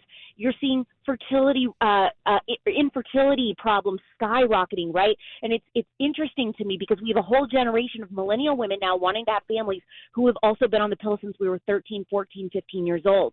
Mm-hmm. There's a lot of things to look at when it comes to this prescription drug. So what do you think the ripple effect is going to be as we kind of, zoom out on this whole thing? Well, I can tell you, me being against the pill, it truly has nothing to do with my political leanings. This is just a problem that I see in society that is damaging and harming women, and I would just like to see it go away. If you ask any leftist female who is also against the pill, which there are some, they would say the same thing. This is nonpartisan. So, unfortunately, because it's an election year and, we overturned Roe and all those things, and I'm pro-life and conservative, you're going to see people like MSNBC. They were tweeting about me today. NBC News has reported about this and called me out. Politico. You're going to see all Media Matters. You're going to see these types of publications say, fearmonger female voters and say that conservatives want to take away your birth control.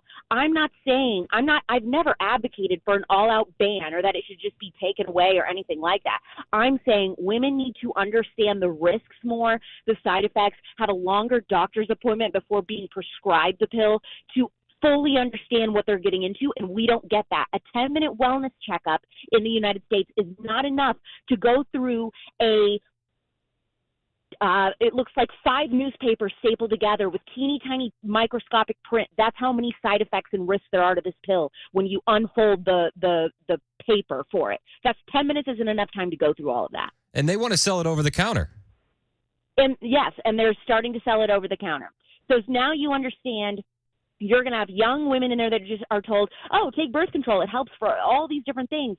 And then they can just pick it up and they'll never be told the risks. And the other thing is that birth control masks symptoms. It is a Band-Aid. So if you do have some kind of fertility problem, you have PCOS, you have all these different things that are treatable, that there are things that can be done to help you for the future. If you take birth control, your doctor will prescribe it and say, well, this will help your symptoms. Fine, but it doesn't get rid of the problem. Birth control is not a treatment. It's just a Band-Aid. And so you're seeing women get off the pill after over a decade, and then they have problems that have even worsened because they've been ignored, or they don't even realize they have things going on because on the pill, you don't have a real period, and a woman needs a period as a vital sign to see if there's something wrong with her health.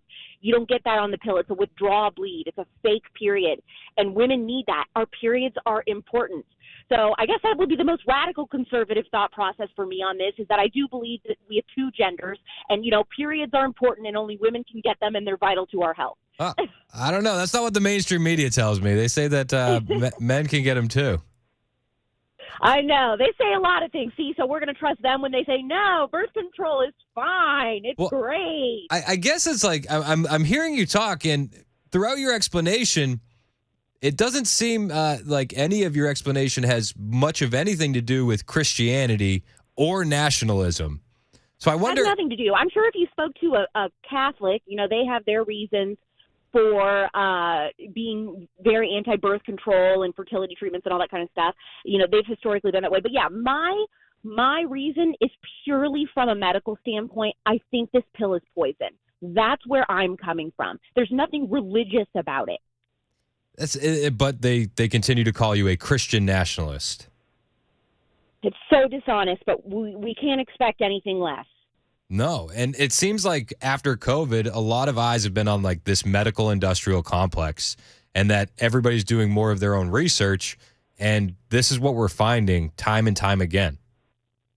Yeah, think of a girl that's put on birth control of early teen years and on it for most of her adult life. She's on this pill. She's having, like I said, double risk of depression, triple risk of suicide. Oh, you're experiencing suicidal thoughts. You're experiencing high rates of anxiety and depression. Let's prescribe you Lexapro. Now you're on that. Now you're on these different drugs, maybe a few more for some other symptoms that you're experiencing. Oh, and now we found out after 15 years you're having trouble getting pregnant. Well, you know what we have? Spend $20,000, $30,000 on IVF treatments. You can do that. You see, we are making women a business. We are a commodity. We're just a product to Big Pharma. And it all starts with birth control at a young age to make you a patient for life. Yeah, and that's what they want, good customers, right? I got a question for you from my Members Nutrition text line. They want to know if you know about the differences with IUD hormone versus copper, what your thoughts are on that. I did a great interview about this with a doctor. Her name is Dr. Leah Gordon, and she went over the differences between these different types of birth control. So my podcast is called The Spillover, and I think this episode was about 2 years ago. So if you just type in The Spillover and Dr. Leah Gordon, you'll find a great, hour and a half episode that goes into details on all of that. Perfect. Thank you for that. And your podcast is great. People love it. And you're going to be sharing some of these radical ideas at the Young Women's Leadership Summit, which was just announced. Yeah, so Turning Point USA throws a massive women's conference every single June, beginning of June. And it's just women. It's a couple thousand women from all over the country, all ages. You could be teenage age, come with a parent if you want, college age or adult age. I remember last year the whole back room was filled with strollers. So moms come, bring your babies. We'll have a mother's room and all of that. But the Young Women's Leadership Summit, YWLS2024.com. It's June 7th through 9th in San Antonio, Texas. And we're going to be having incredible speakers that are covering these more culturally focused topics like birth control, daycare, hormones, the problems with big food, the corruption in big food. Essentially, let's start talking in the conservative movement more about truly not relying on the government, trusting the government for any of this advice on our education, on our food, on our parenting, on the medicines that we need to be taking, just health and wellness in general. I feel like that's one of the most countercultural things you could do, is really take all of that into ownership for yourself and look into this yourself. You are your own best advocate. The government doesn't care about you more than you care about you. So you have to look into all of this stuff, find the truth that they don't want you to know, because remember, you are just a customer to these entities like Big Food, Big Pharma. They don't care about your health. So this is something I'm very passionate about, speaking to young conservative women, and we're going to be covering this. And I mean, I speak, yes, but also we're going to have amazing headlining guests, huge guests who have some of them been on the Spillover, my podcast before, and some new that will be addressing the audience for the first time that I have handpicked. And there's just nothing like this conference of the conservative movement. No one is covering these types of topics that I'm passionate about. YWLS2024.com. You have, I think, 2 days left to get really cheap, like $25 student tickets, and you count as a student if you're 26 or younger. I believe it's $25, and you can get an adult ticket for $50 if you're above 26 until March 1st. YWLS2024.com. You can use code ALEX for a little extra discount. Perfect. And I think that this is such a big deal because it seems like a lot of times in the conservative movement, we're not trying to lean in to the younger demographic and especially young females. Why do you think, like, what are the top 3 reasons why a young girl in Tennessee or a young woman in Tennessee should come to this event? Because you're going to meet like-minded friends that you will never meet outside of this. It can be really, really lonely and isolating being one of the only conservatives at your school, one of the only conservatives in your office at work, in your neighborhood, in your Bible study, in your church. You come to YWLS, you are surrounded by thousands of young women who value and care about the exact same things as you. You are networking for your current career, for your future career. You're finding other shoulders to lean on if you were to ever get canceled in your school or workplace, which has happened, tons and tons of times. And people are meeting their future bridesmaid at this event. It is just a blast. These are women who really are looking at all ages to make new friends and network and connect.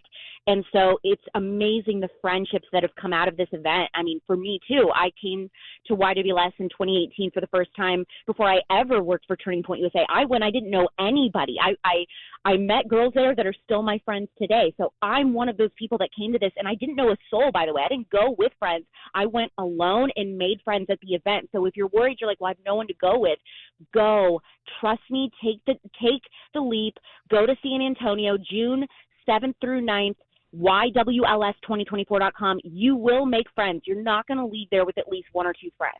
Alex, where can we find you on social media? Subscribe to the Spillover podcast anywhere you get your podcast. You can also watch my podcast if you prefer like video and seeing the interviews.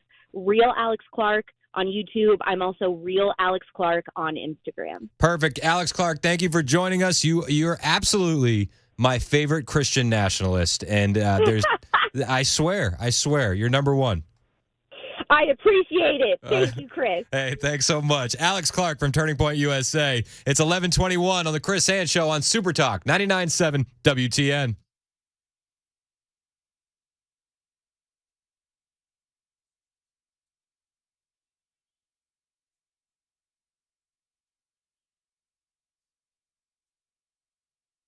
Hey, it's Chris Hand from my friend Paul Winkler and Paul Winkler Inc. Listen, I have a wonderful wife. I have 4 great kids, but there was something that we were missing. It was a financial plan for our future. What did retirement look like? What does paying for college down the road, if any of the kids want it? What does paying for weddings down the road look like? We didn't know because we didn't have a plan, but that has all changed since we linked up with Paul and his team at Paul Winkler Inc. Now, Paul and his team hold themselves to a higher standard than is required. Because of that, I have to tell you, I am paid to do these commercials. That's the truth, but I am not paid to be a client. I'm a client by choice, and it's because I didn't have a plan, and when I spoke with Paul, he was able to break things down for me in a way that I could understand. He's an honest, trustworthy guy, and I was like, all right, cool. I'm in. I can trust him. Paul knows the financial world better than I do. He can answer any question I throw at him, and I throw him questions at all hours of the night. I swear to you, I'll just randomly text him and be like, saw this on Twitter, need a breakdown. And Paul responds and says, calm down. There's a lot of fear mongers out there when it comes to the financial institutions and, markets and all that. And he breaks it down for me in a way that I can understand. He can do the exact same thing for you. I'm impressed. That's why I decided to become a client. Now, one of the things I love about Paul and his team, nothing is done on commission. So their financial advice for you is for you because nothing is done on commission. So they won't be making any profit from selling you a product. Nothing is done on commission. They just want what's best for you.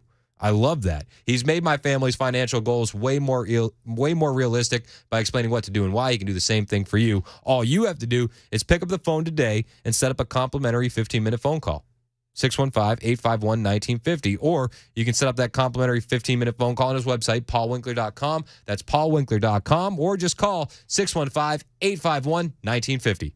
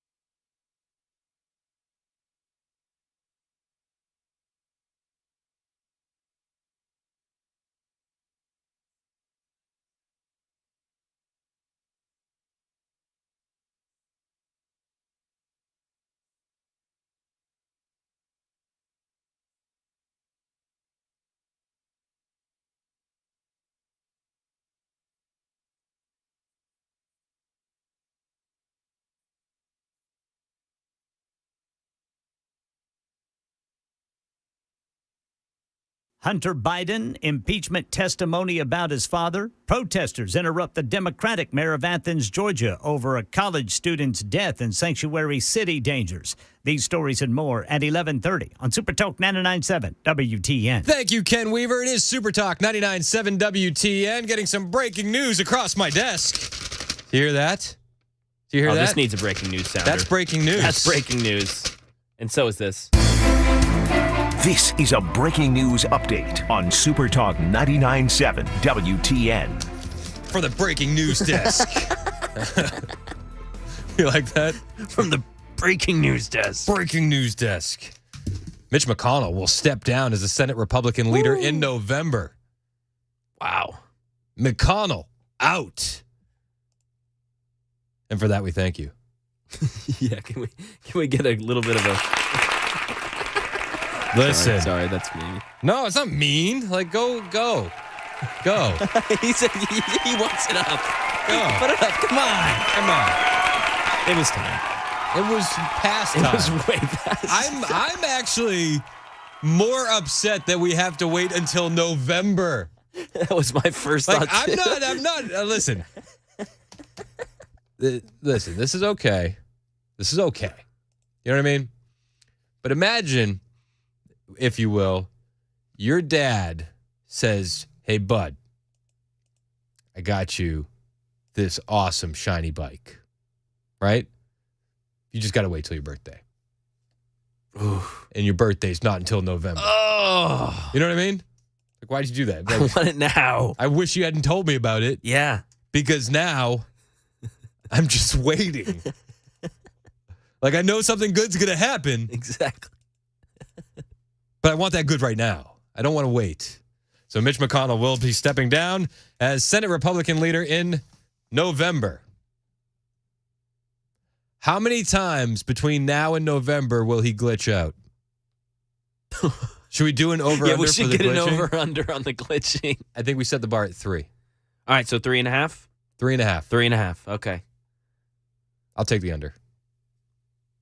Okay, for interest, then I'll go over. All right. Yeah, he's only got a few months. This is going to be one this is like the long game. You know what I mean? Side note, did you hear about the guy that streaked at the Super Bowl? Oh, yeah. He made a prop bet that there would be a streaker at the Super Bowl. Yes. Do you know if they paid him out for that? I don't. I imagine that. Come on, you can't. And I don't know. Does it say it in the fine print that you can't be the streaker? That's true. Also, all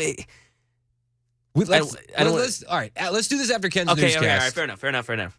I've got thoughts on this. I want to know if he got paid out. It's 11:30 on Super Talk 99.7 WTN.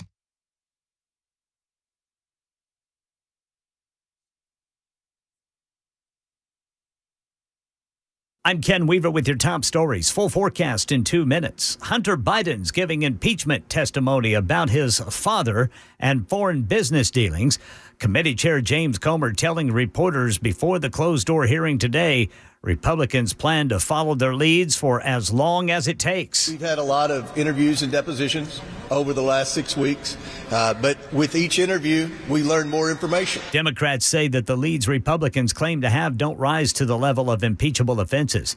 And the Democratic mayor of Athens, Georgia, being accused of embracing a sanctuary city status, refusing to go after illegal immigration, getting shouted down at a press conference this morning to announce new safety measures in the wake of college student Laken Riley's murder. There'll be time for questions. You are guilty and got blood on your hands for this murder, sir. Police say the alleged killer's 26-year-old Jose Antonio Ibarra, who illegally entered the U.S. in 2022 and has several run-ins with law enforcement since then, but was paroled or released before customs enforcement agents could step in. That's the latest news. Weather is next. I'm Ken Weaver, WTN News.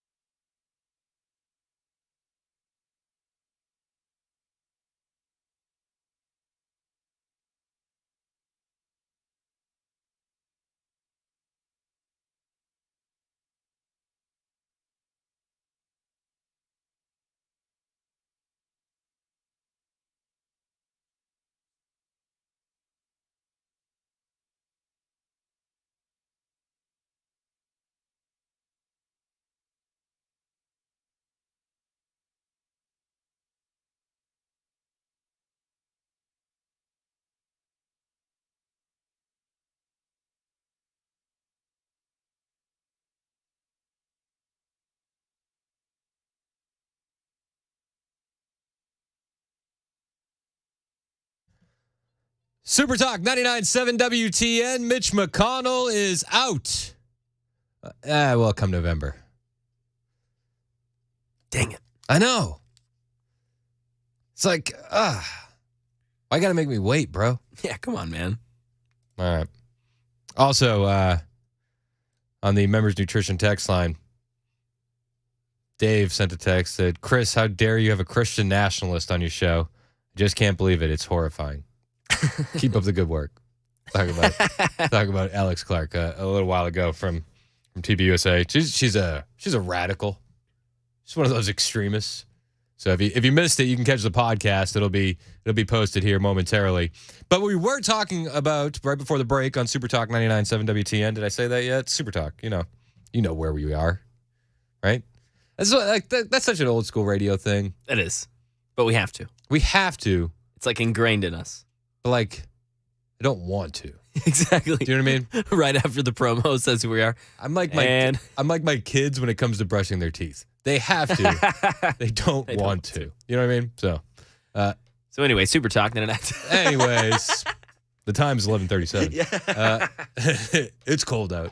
Weather, time, got it. Exactly. Let me tell you all the things that your dashboard in your car does. So anyway, the streaker at the Super Bowl, the guy made a bet on himself, okay? And he said he made a bet that there was going to be a streaker. It was a prop bet. And he was to win a lot of money. We mentioned it right before the break. And luckily, we always crowdsource this info with you guys on the members nutrition text line. Somebody sent us an article. So is this guy getting paid for that? It seems like he was going to, but from this article, from the crowdsourcing, Chris, it seems like he's just been talking about it too much. So they're going to have to maybe drop this bet. He was set to make $374,000. I am seeing, it's crazy. The odds were plus 750. I am seeing some people say this could be a fake story and that this guy could be just trying to get some traction on social media. So who really knows? But it does seem like he's not going to get this money. But I'm more upset, really, about the use of the word streaking here, Chris, because I'm seeing all these pictures, and I hadn't really looked into this. This guy wasn't streaking. No. He's fully clothed. Well, not fully. Okay, yeah. No, you're right. Fair. He's wearing a female bathing suit. Yes. Some sort of pink onesie situation. Is that what you would declare that? A onesie situation? Onesie situation. Yeah. It's definitely a situation. Yeah. Frankenbeans. That's streaking. Gotta have the Frankenbeans out. That's I don't make the rules, man. It reminds me of old school.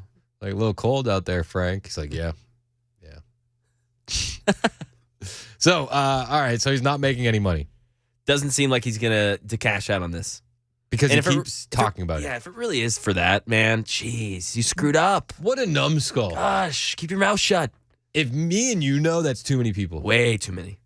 Way too many. That's what are you doing, man? I wouldn't have even told, my friends. Yeah. And I'm trying to think, he bet $50K, then he had to do it. He had to get in the game. I mean, he's like... But then there's legal bills. There's legal bills. Legal bills, your bond. How much do you think that's going to cost you for streaking at the Super Bowl? Exactly. And you had to buy the Super Bowl ticket. And that's what I'm saying. So But he could still probably make $100K on that deal. Would you take a criminal record for $100K? Do you know what I mean? Honestly, would you fail a background check at any job coming up for $100K? And then you have to explain what the crime was.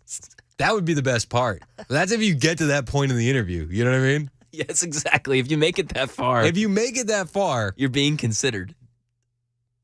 So if you Google me, you may come across an image or two. Where I'm wearing a pink onesie situation. Exactly. Disregard. Somebody said a lot of hullabaloo today about the Super Bowl streaker reportedly making a $50K bet at plus 750 that there would be a streaker during the game. Per a global market sportsbook spokesperson, no book in their right mind would take $50K limits on that. Nowhere close. Yeah. Because you would assume that that's the streaker. That's going to be the streaker. Yeah. Who's betting $50,000 that there's going to be a streaker? It's the person that's going to go streak. Do you think that he could have been colluding with the sports bookie? You know what I mean? Like, was it FanDuel? Yeah, I think this was on FanDuel, yeah. Do you think that FanDuel could be involved in that? Oh, gosh. That would be the funniest thing for FanDuel to be colluding with. Not about any of the actual gameplay, but the streaker. Listen, we have an idea. It's going to be cheaper than a commercial. You're going to make a bet. How much do you think they would pay him for that kind of press? I mean, I guess they're not getting any press because I can't see in the article here what. Yeah, I don't even see. Yeah, exactly. No, it seems like just a ill-advised plan that almost worked. It seems possibly almost may have worked. I don't know what's stopping me from trying something like this. If you're not on Super Talk TV, you can't see how serious Chris's face is when he said that. I'm like, I got kids to feed. You know what I mean? Yeah, 100K. Get tackled? Yeah. He also he juked out a couple of the dudes. That's the most embarrassing part. Yeah. Oh yeah. You got juked out by a guy in a pink onesie situation. No, this image shows like a heftier security guard just full on diving and missing a tackle.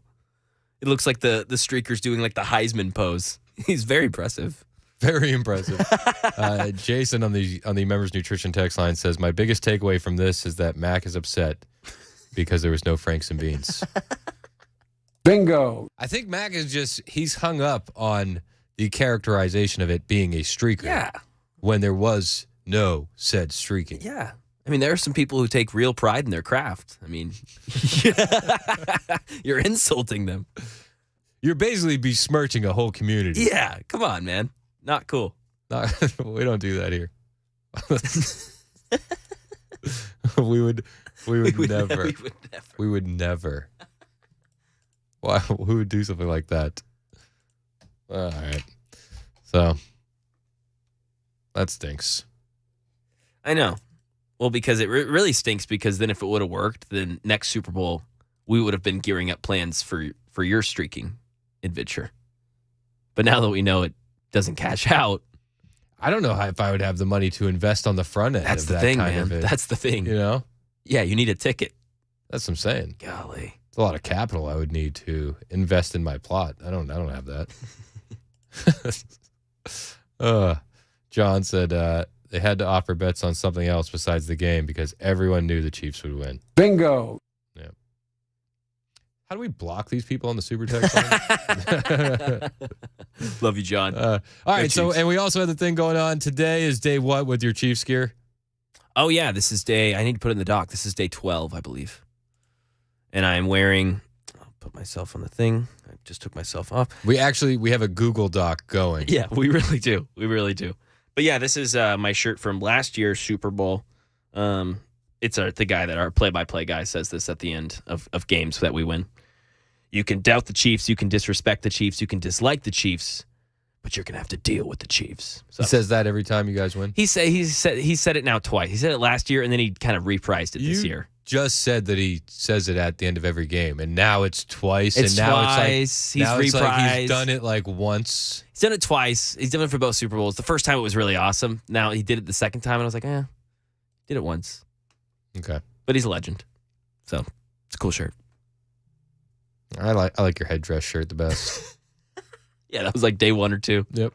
All right, so we're on day 12 now. Yeah, day 12. All right, we're seeing how far Matt can go wearing a different article of Chiefs gear every single day. Yeah. Until he can't do it without a repeat. Yes, exactly. And send me in those guesses. We started out at like 21 and a half, 22 and a half. I think that's where we set the bar. Yeah. So if anyone has an updated line or updated guess on day 12, please fill us in. Yeah, 8602 on the members nutrition text line said, we knew the Chiefs would win because we knew the game was fixed. Thank you. Oh, nice. Thank you. Football's fake. Thank you. You can't convince me otherwise. But it was real when your Patriots were winning. Yeah. Oh, okay. Got it. Just wanted to clarify. Was there? Yeah. Were you questioning it then? No, that yeah. Makes sense. That makes sense. Yep. Sure does. Sure does. I treat my football like my polls. I like the ones I like, and I don't like the ones I don't like. Some are real, some are fake. You know what I mean? That's consistency, Mac. That's called consistency. All right. Any stories that I didn't get to today? Let's see. What do we got? They tried to murder Tucker. What? Yeah, Tucker Carlson. Did you know that? I didn't. Yep. There was an arrest in a Tucker Carlson assassination while he was in Russia. Ukrainian intelligence hired a Russian hitman to murder him. Jeez. Russian counterterrorist forces have foiled the terrorist attack in Moscow, which had been planned, directed, and financed by the main Directorate of Intelligence of Ukraine. The terrorist cell was operated by Ukrainian handlers in order to carry out an attack on Tucker Carlson during his visit to Moscow. The terrorist confessed to the plot and gave the details on it. He was provided with an IED for the attack. So they almost got Tucker. It's wild, so right? Close. Yeah, that is wild.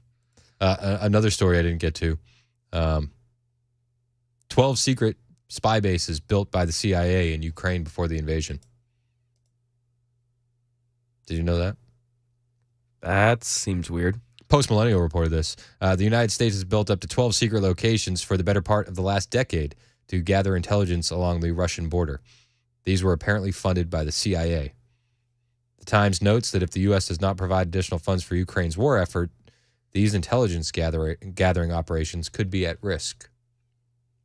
So, I guess that begs the question, if the CIA built 12 secret bases on the Ukrainian border with Russia, does that still mean Russia in the invasion was unprovoked? That's the question. And what RFK was saying, that they were doing bioterrorism stuff, gain-of-function research in some of these labs. Weird. Yeah, that's quite a coinkydink. Not surprising, though. No. Nothing about it shocks me in the least. No. I'm more surprised that streaker's not getting his money. If you made the bet, you did the deed, you got to pay up. I don't care who he tells. Right? Is there anything in the fine print that says you can't be the streaker? I'm more upset about that. File a lawsuit. We should. But again, it goes back to needing capital to start these kind of things. It always comes back to that. It's 11:48 on Super Talk 99.7 WTN. We're going to check in with Matt Murphy. I know he's in a gleeful mood with the impending resignation, termination, pink slip for Mitch McConnell. We're going to talk to him about it. I have not seen this guy walk in here smiling this big in quite a while. Quite a while. It's 11:49 on Super Talk 99.7 WTN.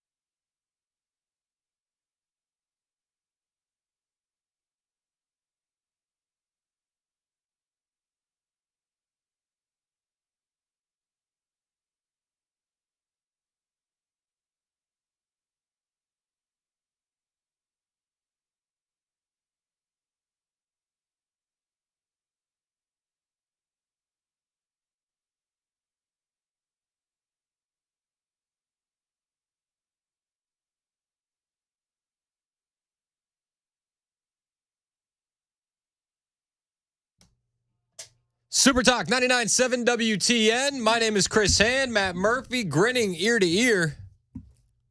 Look at that. Look at that smile. Hi. Hello. Do staplers in the dead of night in the studio get together and have unprotected staple sex? What? Because they reproduce like every day. Anyway. I'm sorry to bring that trash to the Chris Hand show. I'll save that for the Matt Murphy show. I feel like that's a different stapler than was here before. I have been in this studio now for 3.5 hours. Who staples? Did not even notice that was there. It drives me insane. Well, a lot about the studio drives me insane, but I've kept it in. I've kept it in for the better part of 2.5 years now. I didn't know that we had staplers here. I don't understand who staples in this room. You think Dan staples? He may. During the breaks. Yeah, just gives him a lot of joy. Maybe. I don't know. Anyway, yes, I'm very excited. I wish it was today that Mitch McConnell was leaving. Wouldn't that be nice? Why has he announced that he's going to take a check for another, 10 months, 9 months? What can he possibly do good between now and November? Positive. If we believe the lie that he's a Republican, right? I mean, if we go along with him with the lie that he's been telling Lowe these many years, then what good does he do? I just don't. We need youthful energy, I think, in part, and I think we need some more based conservatism, and you don't get that with Mitch. No, a lot of people bring up his wife and say that he's comped by the Chinese. Maybe he's got a few more outstanding debts. Yeah, maybe we should take all those Chinese Americans and round them up and put them in camps just to make sure. I don't know. There's got to be something going on in there because normally I can get a grin out of Mac Maury and nothing. That's fine. I'm sorry. I don't want your sympathy. I don't want your sympathy comment. I don't want it. Get out of here. Goodbye. You didn't think it was funny, the joke about rounding up the Chinese and putting them in the internment camps? Yeah, exactly. Donald Trump agrees with me. Anyway, that's going on, so that's good. It's okay. That's awesome. I've got a known neo-Nazi coming on the show today. That's good. That's fun. I mean, according to Justin Jones. Oh. Jake McCalman is going to come on. Jake got mentioned in person. His name is not... I thought you meant a real neo-Nazi. Nah, that would be good too, but... It'd be interesting. According to Justin Jones, all of them down there in the Tennessee legislature are real neo-Nazis. I've heard. That's what he tells us. Terrifying. Because he disagrees with people. It's scary. It is. If you've ever been to the Tennessee legislature, it's scary for a lot of reasons. Neo-Nazism is not one of them. So that's coming up at what time? At 1:05 this afternoon. Perfect. What else? And we're gonna have a little celebration during the lunchtime hour. All right. Celebrating, saying goodbye to Mitch McConnell. We're gonna bring the Mitch jokes. Perfect. In the 12 o'clock hour. We should start a countdown. Oh, we should start a countdown. We should have it behind us. Days left till Mitch is gone. That would be so much fun. All right, hang out. Little turtle head. Hang out with Murphy. He's on the way next. It's Super Talk 99.7 WTN.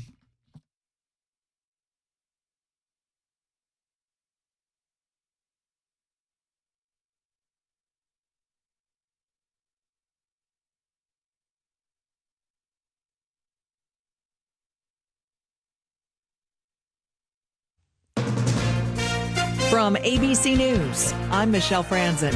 Mitch McConnell announcing he's stepping down as Senate Republican leader in November. One of life's most underappreciated talents is to know when it's time to move on to life's next chapter. ABC's Stephen Portnoy is in Washington with more. The longest-serving Senate leader in history noted he has just turned 82.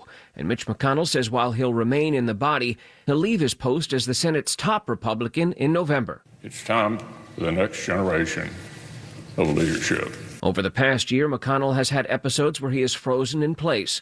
He's also found himself on the other side of many in his party on a bipartisan bill that would have funded Ukraine and made changes to border policy.